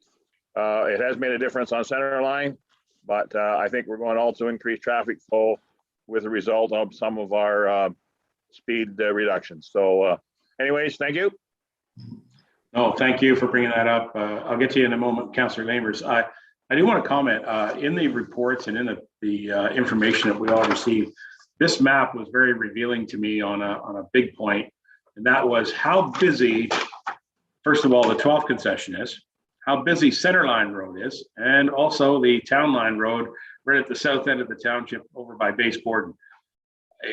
This map is very interesting when you really look at it, the volume of traffic and so on that is actually traveling on these roads. So certainly we need to address some of those concerns, and it's my hope that the some of the policies that we're creating and some of the effort we're giving to our staff to bring forward some recommendations and use their professional abilities is going to be heard. And we'll certainly have an ability to talk about it at the budget session, Councillor Walker. And from that, I'd like to remind Councillor Leishman. Councillor Leishman, you've communicated with me a couple of times about a light at the 3, 4, and 26. And we need to continue that question as well with the province of Ontario. So that's another traffic issue that we need to work on. So thank you for that. Now, there was another card. I've just forgotten who it was. Who was it? That was Connie. Okay, go ahead. No, I think there was somebody else, but Oh, that's John, go ahead. Sorry. You want John? Getting late, folks. Sorry. Go ahead. Mr. Lamers, go ahead. Oh. Yeah, I was just gonna ask Dan, County Road 9 and Center Line for a street light there to shine on that intersection. Is that a county road light, or would that be township? Dan, I think that's county. Not sure. Thank you, Your Worship. In my experience, if we put it up and pay for it, it could be ours. Working with the county and other jurisdiction, so if we wanted to affix it to a hydro pole or place a hydro pole in the vicinity, and that we paid for it and maintained it, that the county doesn't typically have an issue with that. Like, and certainly that was part of my intent that really got side railed this summer. If council remembers that they did present some money in the budget to put up some rural streetlights, and it's just become I'll just call it overwhelming to deal with Hydro One to get those things implemented. And I wanted to specifically mention, so not only Hydro One, but with the light at Highway 26. So dealing with MTO and Hydro One at 3-4 side road specifically, it again is more than challenging, to say the least. So endeavoring to continue that, carry that budget forward, if council wishes in 2022 to continue that process. And I'll not call it a fight, but it's a process. It is indeed a process. And so we appreciate your efforts so far. And it's sometimes frustrating, isn't it, when we don't see results? So we appreciate that. Thank you, Dan. Thank you, John. Connie, you were going to say? Well, thank you. We were talking about Highway 26, and I'd like to just mention that it is a very dangerous road. It's especially dangerous through my ward. It's especially dangerous all the way through our township. And I think the province has to recognize that it's a dangerous road. They've funneled all the traffic down 26. And I know that was their intention, but by not addressing all the other issues on 26, you can't make it a highway when it's not a highway, to have hundreds and thousands of cars on it when it's not proper. So I would urge our council to have a deputation to the province at the next conference, which we tried to do last time. And I'll give the mayor full credit for that, but they did not pick up on it. And they really have to start addressing Highway 26. I'm sorry I had to say something, but it really drives me crazy. We've got a few corners like at Klondike and Strongville. They're very dangerous and people are dying there. I know it sounds terrible, but it's happening and I'd like to have it stopped. So they need to address it. Thank you, Councillor. I'm sorry. No, you're absolutely right. And it's a very serious matter, and it's very difficult sometimes to get the attention of the Ministry of Transportation when it comes to issues that are very localized, when they have respectfully the entire province to look after. And so, as councillors, I find that we listen to our local members and hear them and bring their issues forward to this table, and we debate them. And I think we show that respect to our public by having that ability to have councillors that bring that information forward. And it's just so frustrating when the province doesn't hear us when we bring information forward. We're the local people. Let us bring forward that information and help them make better decisions. But it doesn't seem to work that way all the time. So thank you. We're going to keep plugging at it. Anybody else with any questions or comments? Just to wrap up our discussion on transportation issues. Okay, it's been a long day. I do appreciate this. And I want to just compliment Mr. Perot and Mr. Senton and all of their staff and assistants who they provided both at RJ Burnside. I know that Henry doesn't work alone. He's got a team of people there. And I know Dan also does not work alone. He also has a team with him. So I acknowledge that there's been a great deal of work put into this. Thank you all the members of council for putting forward your information and the submissions that you made. Some of them are extremely detailed and very much appreciated. Others are very simple and straightforward, but also very effective. So we appreciate all of those. And so thank you everybody for putting that in. I don't want to delay this any further, but I just want to acknowledge to the CAO, you have a whole bunch of staff members who joined us for the day. Appreciate their time as well. And I know that they're going to be participating in our budget session, Mr. CAO. So you keep them all appraised to the fact that we want to talk traffic in the budget session. So thank you for that. All right, I have the bylaw to confirm, unless there's anything further. Nobody else? Thank you. Recommendation be resolved. Bylaw 2199, being a bylaw to confirm the proceedings of the October 5, 2021 special council meeting, be presented and read a first, second, and third time, finally passed. 5th day of October 2021. A mover and seconder on the bylaw, please. Where are we at? Deneen McKechnie. Thank you. Any questions? Seeing none. All those in favor? Bylaw carries. Motion to adjourn. Recommendation be it resolved that council meeting be adjourned 5:14 p.m. Mover, seconder. Quickly, Deneen and McKechnie once again. All those in favor? Thank you. We're going to adjourn the meeting and thank you very much for joining us in the special council meeting. Very good.